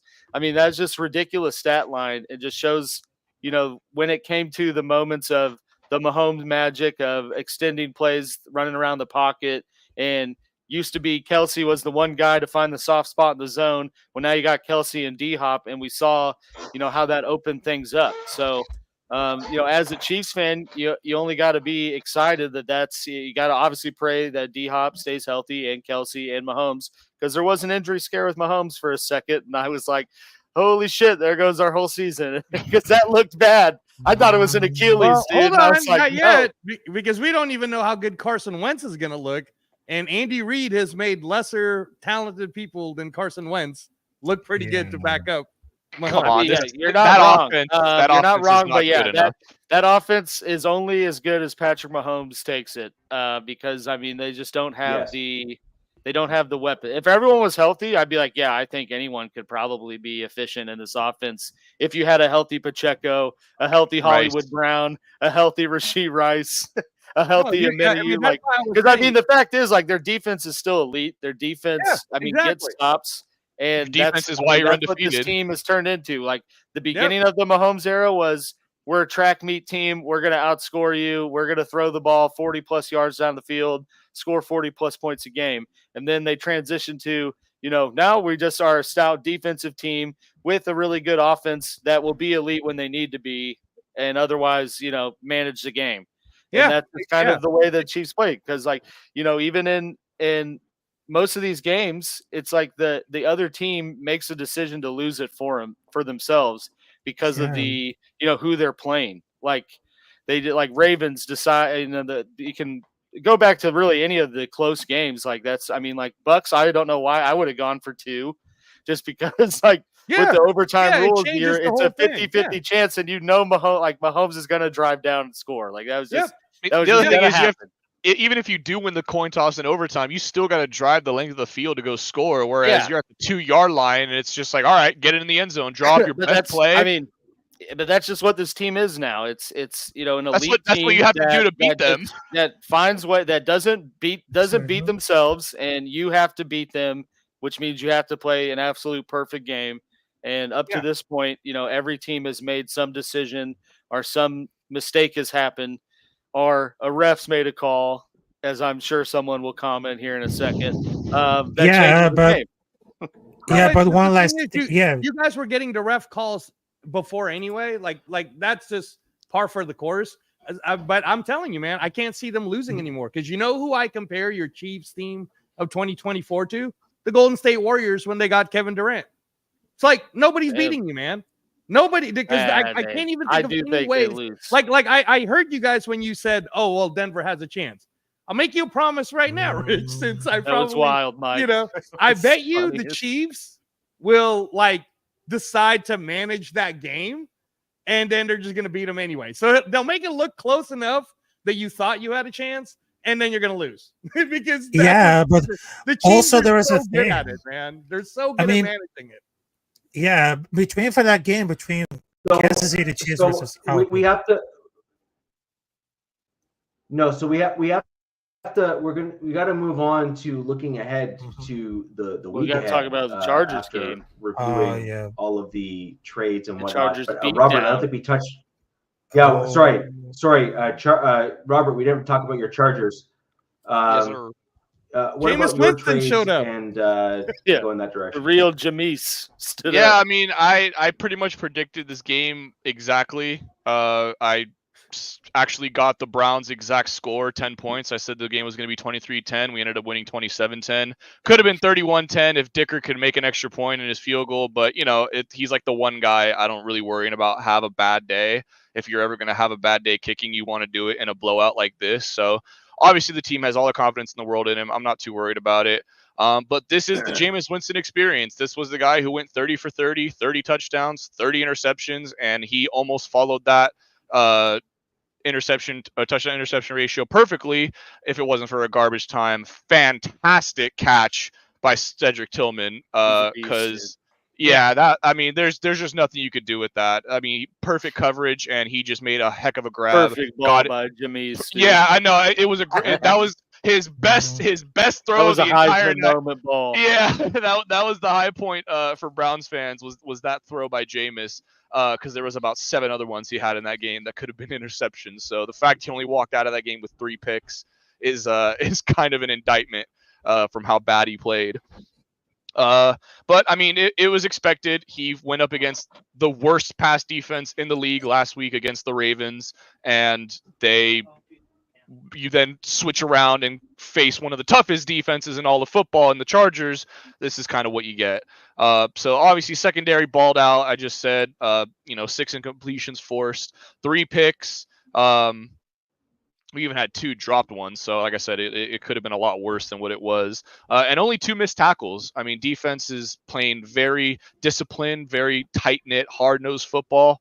I mean, this is Jesse Minter. I mean, all over. The fact that he has this defense, which is essentially the same defense, same players as last year, minus a couple of castaways, if you will, from other teams, and a couple of the rookies we have. basically the same defense, and you see the night and day difference from last year to this. I think last year we were 24th in defense or in points allowed per game. We're first this year. We still haven't allowed a team to go over 20 points yet. And that one game we did allow 20 points was the game Herbert got injured in.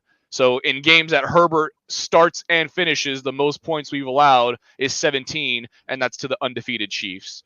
It's pretty damn good defense. If Herbert gets 100% healthy, dude. I mean, he looks 100% healthy to me. He took off for a 40-yard run. Well, you know what I'm saying, like where he's not having to favor. I mean, I think he's still favoring it a little. I don't think he is. If you look at him play, he looks very comfortable out there. And I mean, he got sacked 6 times this past week against the Browns. His body got fucking bent and contorted in every way possible. So, I mean, if he can walk out of that game and he's still good, I think he's pretty good. Anakin's fine, dude. They need to, get the other. You know who you guys need to draft is the other tackle from LSU that's playing this year. Oh, just bookend everybody. No, we don't need tackles. We need interior O-line, and I'll get to that in a minute. But I mean, we did pretty much a lot of what I expected to do. Had us winning comfortably. Had us winning by 13. We ended up winning by 17. We made the run game respectable, 23 rushes for 96 yards, 4.2 a carry. Again, nothing crazy, nothing fancy. Yeah, J.K. Dobbins, man. I mean, he's been back. He's been great, man. Fantasy winner for me. he definitely has a chance to be comeback player of the year, especially if he keeps this up. I think he's on pace for like 1,300 yards or something. We've progressed. We've gotten off the J.K. Dobbins for MVP talk. Yeah, remember? Yeah, when 2 weeks in, when he was at 9.9 yards a carry. Yeah, definitely not. He looked like Ashton Genty when the season started. Yeah, I mean, he was gonna be. Yeah, he looked like he was gonna have the greatest running back season of all time. AP off an Achilles or off an ACL tear winning MVP. J.K. Dobbins about to say, "Hold my beer," while I rush for 10 yards a clip this season. But you know, but listen, there were some things that obviously weren't great and some really negative takeaways. Oh, sorry, before that, defensive player of the game for me, Tarheeb Still, 5th round rookie, 5 total tackles, 3 pass breakups, 1 INT. I mean, he was just. I mean, the fact that we have what looks to be 2 potential starting caliber cornerbacks, and they were both drafted in the 5th round, Cam Hart and Tarheeb Still. I mean, it's just such a difference. They were easy. Although J.K. Dobbins got drafted in a lot of my leagues, so I don't know. The fact you were able to get him on a waiver wire pickup is crazy. But yeah, sorry. Like I said, the fact that we're getting 2 starting caliber cornerbacks in the 5th round in one draft, I mean, just, Angelo, you can enjoy Telesco all you want, man, but I'm never. You're never gonna get that You're never gonna get that kind of draft production from Telesco. 2 starting caliber players at the same position in the same round. That's just never happening with Telesco. I mean, again, I'm just going off of what I'm seeing, and maybe I'm overseeing it, but I'm going off of and Jackson Howard Johnson to me already. Yeah, I mean, like he hit a jackpot, dude. He had a couple I didn't even think Glaze was gonna be that good. Yeah, a couple guys fall into his lap.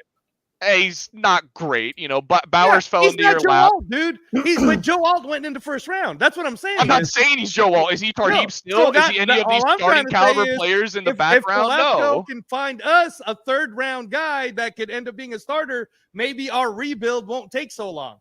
Maybe he'll actually. All I'm saying is I had Telesco as a GM for a decade plus, and I know what he is and what he isn't. So that's fine. If you think that he's gonna turn that around for you, you know what? I'm all for it. You can believe that. I'm just talking from experience and from witnessing what he's done in drafts and about him trading up to get QBs. He's never had the opportunity to trade up for a QB because he had Phillip Rivers for half his tenure. Also, Robert, he lucked into Justin Herbert in the 6th pick after Joe Burrow and Tua got picked. So again, like, you know, he lucks into 1st round picks. Sometimes players fall. Derwin James fell to him.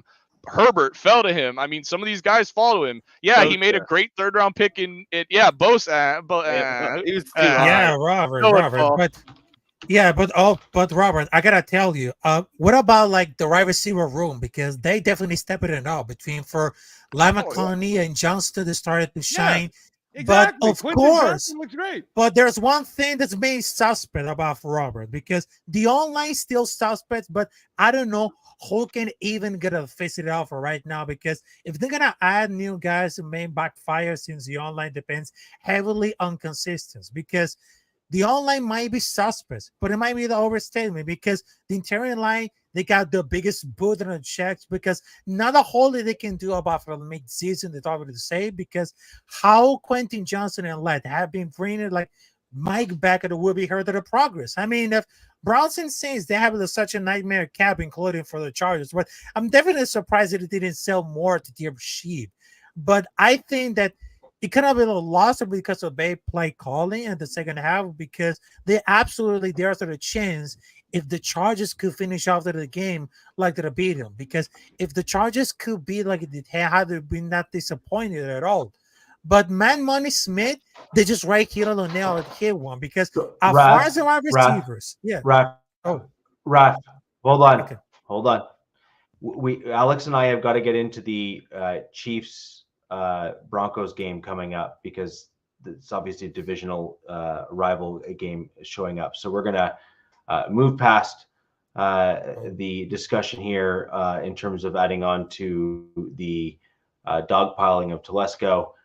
We can discuss that later on, because trust me, he's not going anywhere in a week. So we have plenty. We have plenty of time to get into that for sure. But Alex and I are going to get into the divisional rival game coming up here, obviously with the Chiefs versus my Denver Broncos.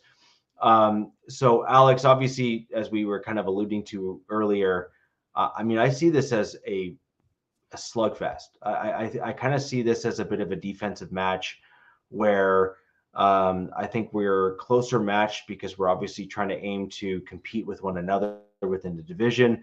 I think that my Denver Broncos, based on what we did last season, elevated our defense to compete with the Chiefs, and I think we've kind of taken our defense another step actually this year than we were last year. I think that's indisputable at this point.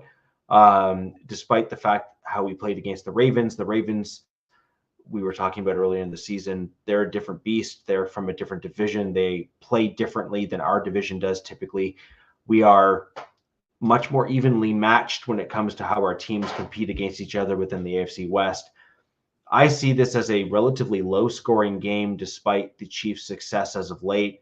I think this is a bit of a change from what we've seen. I don't know what your thoughts are, and I'm curious as to kind of where you're at. Yeah. So, as I kind of alluded to earlier, I do expect the Chiefs to lose a game, and I do expect them to split with some AFC West team that is not in black and silver. But so, I mean, anyway, they're not losing a game. If there was one game you would lose, it would probably be against the black and silver, because even as defeated as we are, you just So that's what I'm trying to tell you is you're not going to lose, man. You're not losing. Oh my god! Stop acting. You're like the pretty girl who keeps saying you're not that pretty. Stop it, dude. Like you're Angela, Angela, you're the ugly girl who keeps saying that she's pretty, thinking that this Raiders no, Robert, team is you're the ugly girl. Anywhere. Remember when the Raiders were never going to lose to KC again? Yeah. Right. But yeah, so, I mean, Alex, your thoughts. Yeah, so I mean, any AFC West game is close. They always have been and always will be. Denver, obviously, I think has an elite defense. The Ravens game is a bit of an outlier looking at the season collectively. But I mean, the question would be, did Baltimore expose some things that the Chiefs can capitalize on now that they, have a more well-rounded offense? I don't think so, just because of kind of like you said, the familiarity of the team and just the fact that their defense is good. And I mean, they did win a game last year. So I think it'll be a close game. I think they're 8.5-point favorites. I probably see this. I mean, Chiefs have yet to win a game by more than 7 points. I don't see that score differential really changing. So I'll put this at like a 28-21 game just to be safe. Yeah. Biggest key, I think, obviously is D-Hop and how they build with that relationship, or what that opens up for Kelsey. I got to anticipate that Surtain will be with D-Hop. So you almost have to anticipate this to be a big Kelsey and maybe Worthy game. Yeah. Juju is questionable. That certainly adds into the fold if he's there. But yeah, I mean, that's a big thing for the offense, because you got to know Denver's going to bring a lot of simulated pressures, and they're going to have a good game plan, which I have faith Reed's doing. Defensively, I think the biggest factor is if they can stop the Broncos' run game, because I think that's what Denver has shown. That's how they are effective offensively, is if they can kind of manage the line of scrimmage and the clock a little bit through the run game. Thinking about like the Saints game, obviously I was like a JV squad, but I mean, you saw how different Bo Nix looked with a good run game versus, when they can't really get that going. This Chiefs defense has sometimes, been pretty elite this year so far across the board, but the run defense has kind of always been the one part of, if a team can get that going, it's going to be a much longer day than it usually is. So I think that's the biggest key for them defensively. If they can stop that, I really don't see Bo Nix being able to do what he would need to do to keep up with the game. Not to say that they're going to like run away with it offensively, but I think it's going to come down to a moment where Bo Nix is going to have to make a very crucial throw that I don't know that he can make, unless, of course, they can set up their offense through the run game. I agree with that as a general piece. I think our run game is kind of what allows our team to be successful. I think it helps set the tone, because it always gives us a crutch to kind of lean back on if certain things, if we don't, get the rest of our, if we don't get the rest of our offense going. I think it's kind of the one thing that kind of, if we can churn the run game, it kind of helps control the clock. It helps push the offensive forward. And I think it kind of goes to my previous comments in previous shows. And this is where we kind of got into it. I'm not going to get into those details again, but I think it's relevant in this game, which is we saw when a more dominant defense started to control the Denver Broncos offense, which I'm referring to the Ravens, which was it basically forced the defense to kind of get worn down. They're elite this year. There is no denying that at this point. They are in an upper echelon, like top 5 kind of status for sure. However, if you end up with another defense on the other side of the ball that is able to completely obliterate your offense and kind of control all elements of the line, the Denver Broncos offense does not have the player personnel on the offensive line to be bullies.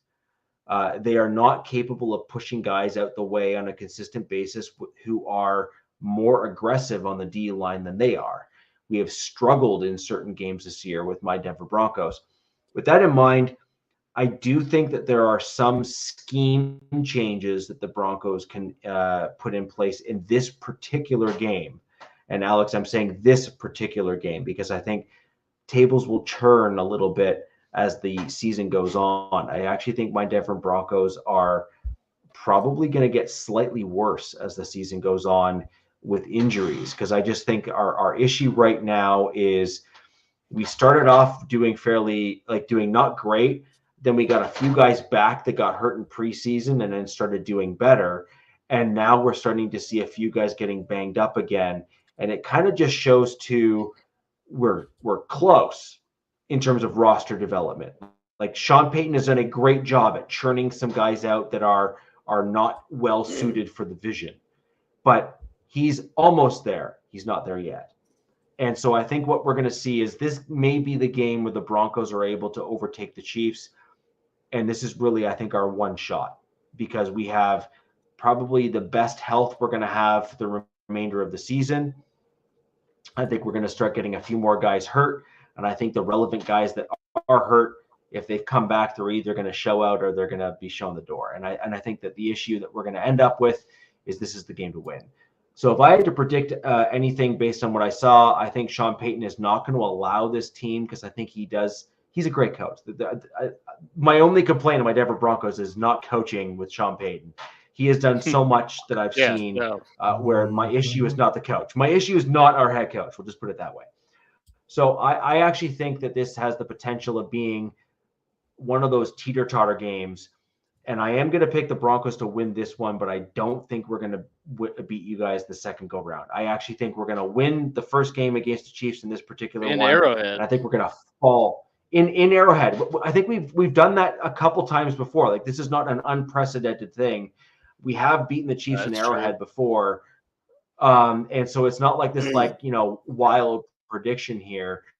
I think we beat the Chiefs in Arrowhead, and I think it gives my Denver Broncos some form of false sense of hope to the season. I see this as being a low-scoring game, though. I believe this is a defensive slugfest in which the Broncos are probably able to do a little bit more. And part of the reason for that prediction is Mahomes, up until last game, has actually had some struggles in terms of making some bad decisions. And I think the Broncos will continue or revert Mahomes to that look this season based on their defense in the secondary.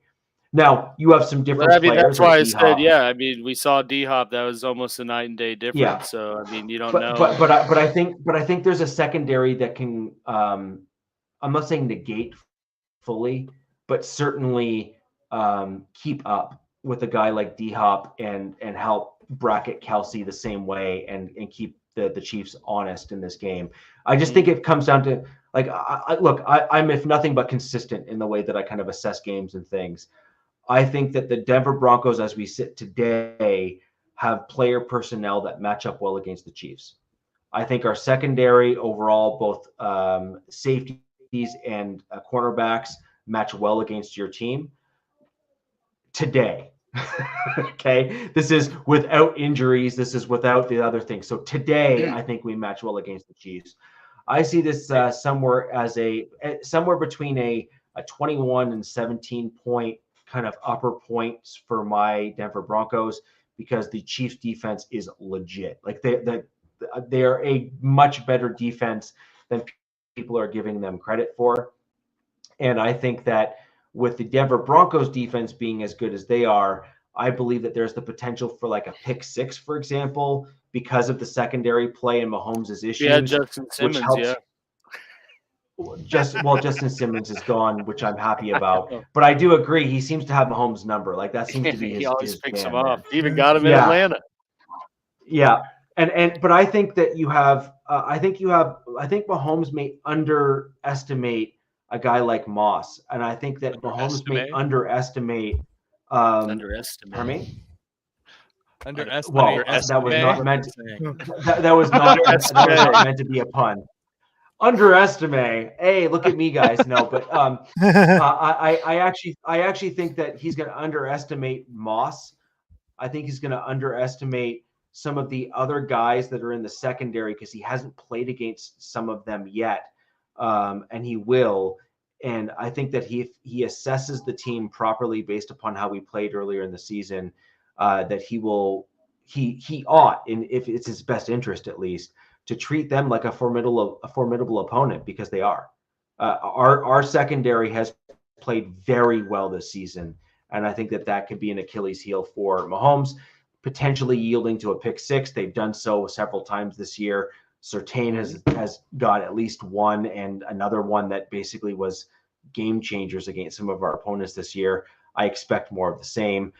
I do think that the second game where you guys come to Mile High, I think that the Broncos are a slightly different look team at that point of the season because of injury, which will put us behind the eight ball. This is really, in my opinion, the game that we have the potential to beat the Chiefs because of health.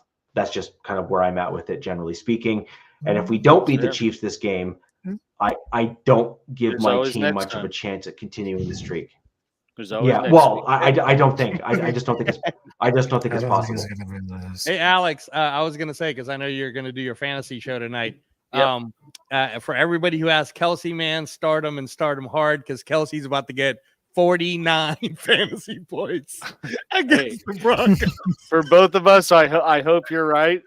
You know, I don't know. Like I said, I think that the D-Hop edition is the key component. He's Kevin Durant, dude. He's Kevin Durant. He opened everyone else up, and when Juju comes back, man, this thing is over. So, and what I was going to say with you, Rich, is it's interesting to me because I do believe Denver will not only lose this game, but it will be close just because I feel like the Chiefs keep doing it that way. It'll be close or whatever. I gotta head out, but they're going to lose. Oh, see you, Alex. Sorry.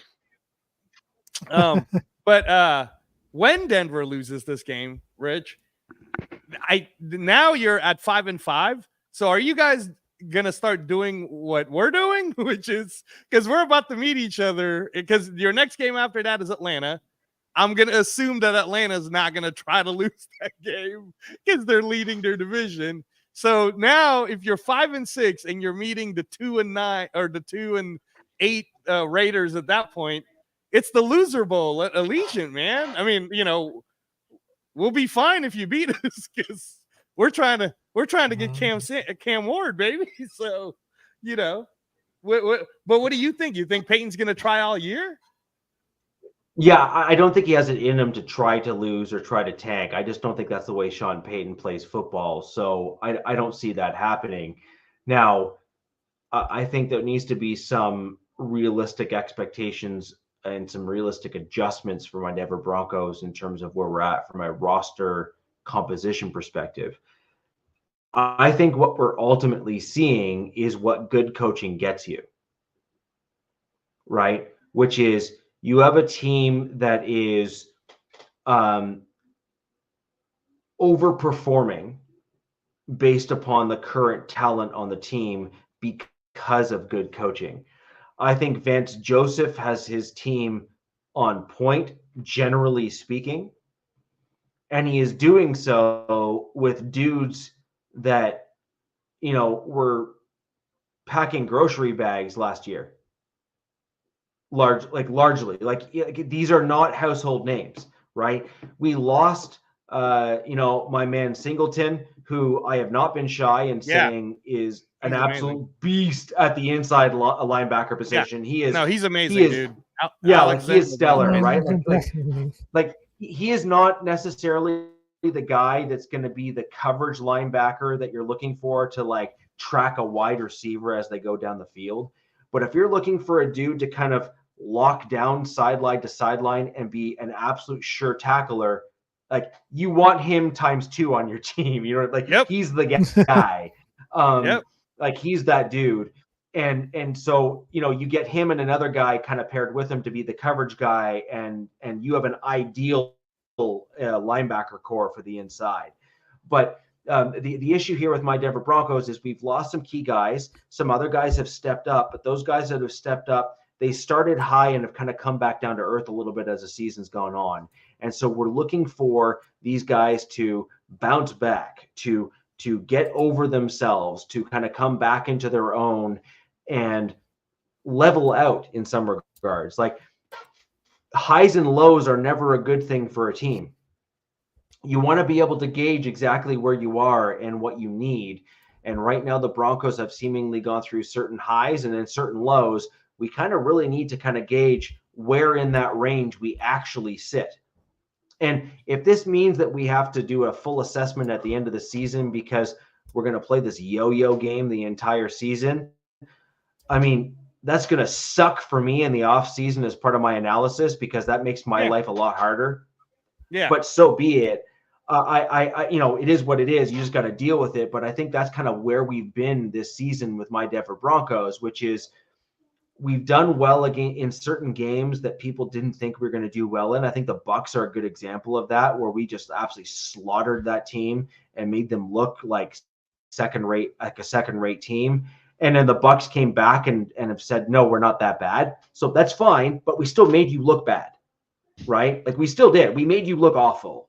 The Saints game, again, they were, you know, tier 4 guys on their team. So that's really nothing. You don't want to really brag about that because you're basically playing a practice squad. So, you know, slow your roll and shut up. And then that was the Drew Brees game. And then, you know, That was the Drew Brees Sure. hollow. Yeah, so let's slow clap and say yay, but like whatever, like it is what it is. And then on the flip side there, and then you play the Panthers, which everyone expects you to beat the Panthers. I'm sorry, it's just a fact.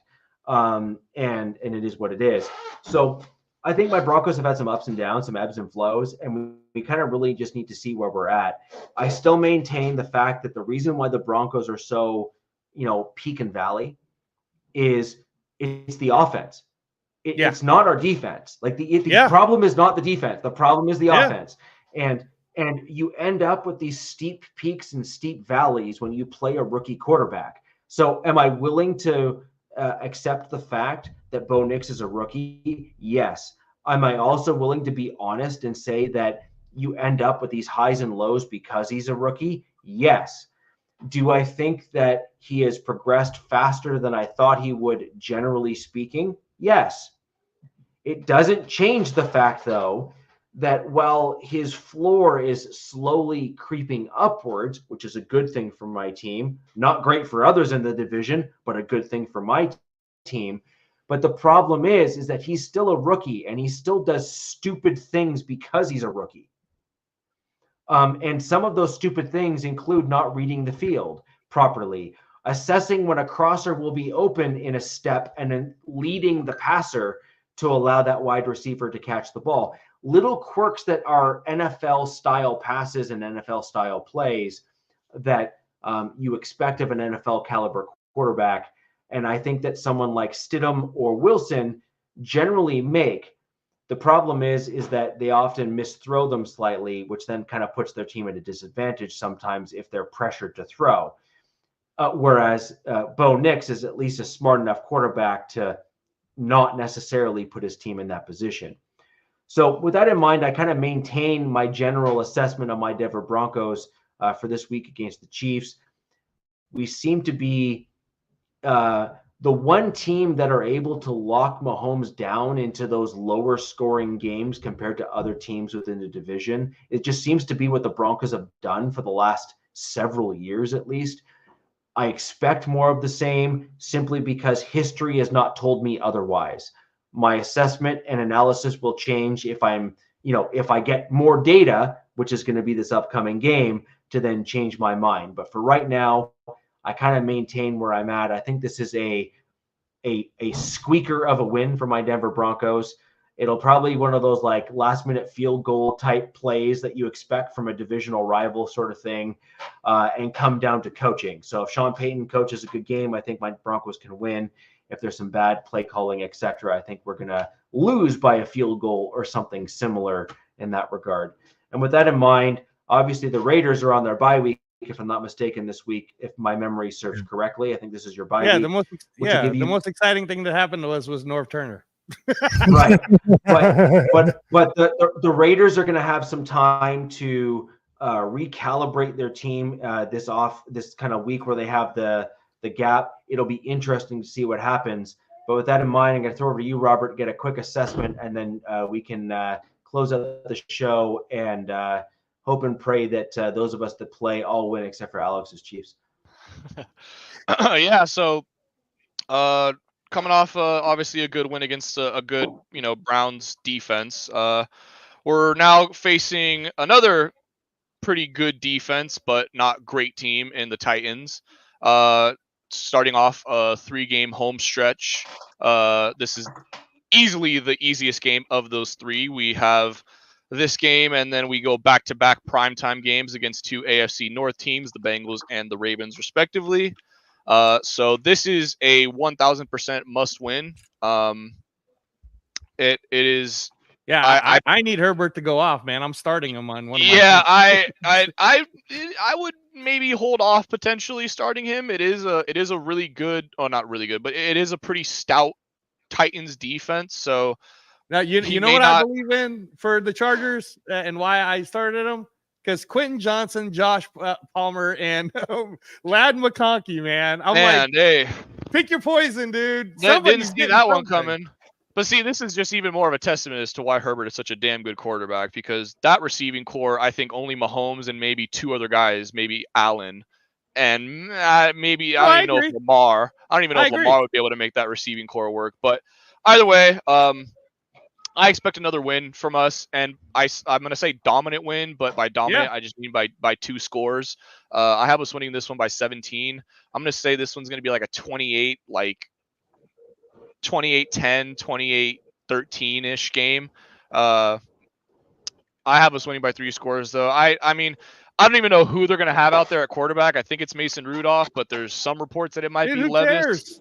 It doesn't matter who they have out there. We're going to absolutely – I mean – I was skeptical about the Browns game because it was Jameis, and you look at that team as 1-0, not what they were because it's a brand new quarterback, whatever, and they did beat the Ravens, but that's just chalking it up to a divisional game. Anything could happen in those. So I think the spread 30-30 Jameis, man, he's gonna it's 30-30 Jameis exactly. So the spread for us is at -7.5. That's about what I'd put it at. Yeah, it's going to be just a typical Chargers game. Don't turn the ball over, play clean football, run the ball enough that they have to respect it, and then just let Herbert feast off the play action. They do have a good pass rush. It's obviously nothing compared to what the Browns have with Myles Garrett and some of those other guys. Dude, I think your defense is going to destroy the Titans, bro. Yeah, Coach Berry's out now. The defense is going to have a field day. If there was a game to make the Chargers go, wow, the Chargers defense is pretty good, it's going to be this game. Yeah, I mean, it's going to destroy them. The Chargers are tied this week for second with the Eagles for the biggest point spread. The biggest point spread this week is actually the Chiefs against the Broncos. They're at -8.5. That makes sense. It's gonna be a tough game. It's gonna be probably for like the first half, kind of a back and forth, but I do expect us to pull away with it. Herbert's just been playing unbelievable, and he looks like he's completely healed off that ankle injury. I don't see anything in his game that warrants me to be worried about it. He's been running the ball fine. Didn't need to run it last week against the Browns because there was really no lanes for him, and I mean he was throwing a party. He was like 16 for 18, 250, and 2 touchdowns at the half. Had a perfect passer rating, so no reason for you to try to even put yourself in harm's way. But I feel like if he has to use his legs this game, he certainly will. That'll just help the run game more. You guys are kind of in that hunt, like what I was saying to Rich about how we're 5-3 right now. Yeah, because if the Chiefs, which I think is what's going to happen, if the Broncos get destroyed or lose or whatever, they should be like what Rich is saying. They should be on the we'll do our best, but what's our worst case scenario? We put top 10, right? Right. And that's what my whole thing with the Raiders is. It's like, dude, we have a chance to go get Cam Ward.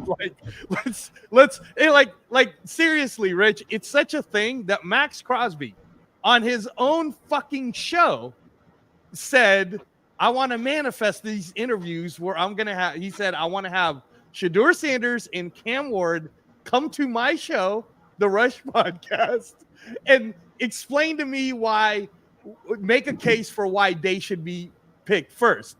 And then when his partners asked them like a question or something, Max Crosby's answer was, "Well, I don't want to say anything too much because one of these guys is going to end up being my quarterback." Dude, he said it. Our own leader already knows we're in tank phase. So, we're just going to be that fun, entertaining opponent like in a boxing match for people where, hey, we'll look good for you, Rich. And what round would you like to knock us out on Thanksgiving weekend? That's how we're going to play this year. Well, actually, a smart opponent, Angela, will accidentally trip and fall so that they look like they're knocked out, but they don't actually take the hit. And as a boxing guy, I know exactly, you know exactly what I'm talking about. So we're good. For those of us who don't know, that's like the boxing equivalent of like looking at the World Cup and seeing the Italian team always dive and claim that they got hit in the knee, even though the guy hit them in the shoulder. It's kind of that kind of move, except flip it over to boxing, right? So,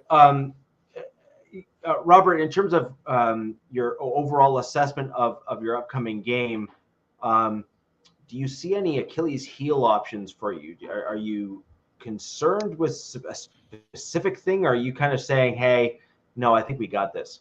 Yeah, this team, I mean, the Titans, garbage. I'm not concerned about the quarterback. I'm not concerned about the O-line. Their defense is like the only thing that gives me like some slight pause. But even then, we have the type of team that's capable of just wearing them down, running the ball here and there, kicking a field goal here, scoring a touchdown there. So I think when it's all said and done, the game will look like a quote-unquote blowout, but you're going to look at the game and watch the all-22 and be like, okay, the Chargers just kind of do what they've been doing all season, and that's wear the other team down, make them tackle, make them hit hard, make them earn make them earn every yard that they gain. If you're going to get a 13-yard, 15-yard catch over the middle, you might complete that pass in the first, second quarter, but come around third, fourth, you're not even going to think about putting your hands up for that ball because Derwin James is coming over the top to crack you. So it's weird because I'm not used to being in a position where the Chargers are like the overwhelming about to favorite. Be 6-3, yeah. Yeah. But that's just the shocking difference from coaching staffs from last year to this year, and just the polar opposite that we have. Right. Hey, can I say agree. this too, though, Rich, agree. about the Chargers? So, Robert, the one thing I'll say is you'll be 6-3. So this is the gauntlet part where we're going to find out if you guys are going to be able to sneak in as a playoffs, because your next set of games are Bengals, Ravens, Falcons, Chiefs, Buccaneers. Those are all playoff teams, dude. Those are all teams. The Bucks probably not. Bucks are like the only team in there that's not a playoff team. I disagree, dude. When Mike Evans comes back, what the Bucks showed me on that Chiefs game is that Baker Mayfield's the raw dog, man. He's trying to get that team to win. He's gonna will that team to win. I just don't think the Falcons screw up, they might get it. But that's the thing. It's reliant on the Falcons screwing up for them to have a playoff spot, because I don't think they're getting in on a wild card. There's just too many teams in the NFC that are good so they have to win that division, and right now they're 2 games behind with all those injuries. Yeah, that's true. But I digress.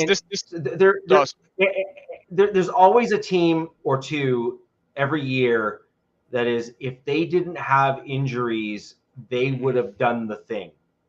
Okay. And that's the Bucks. So to be fair to the Bucks, I think that's them this year. I don't think they're as bad as their record shows, but I also don't think that they can overcome the deficit that injuries have put them in.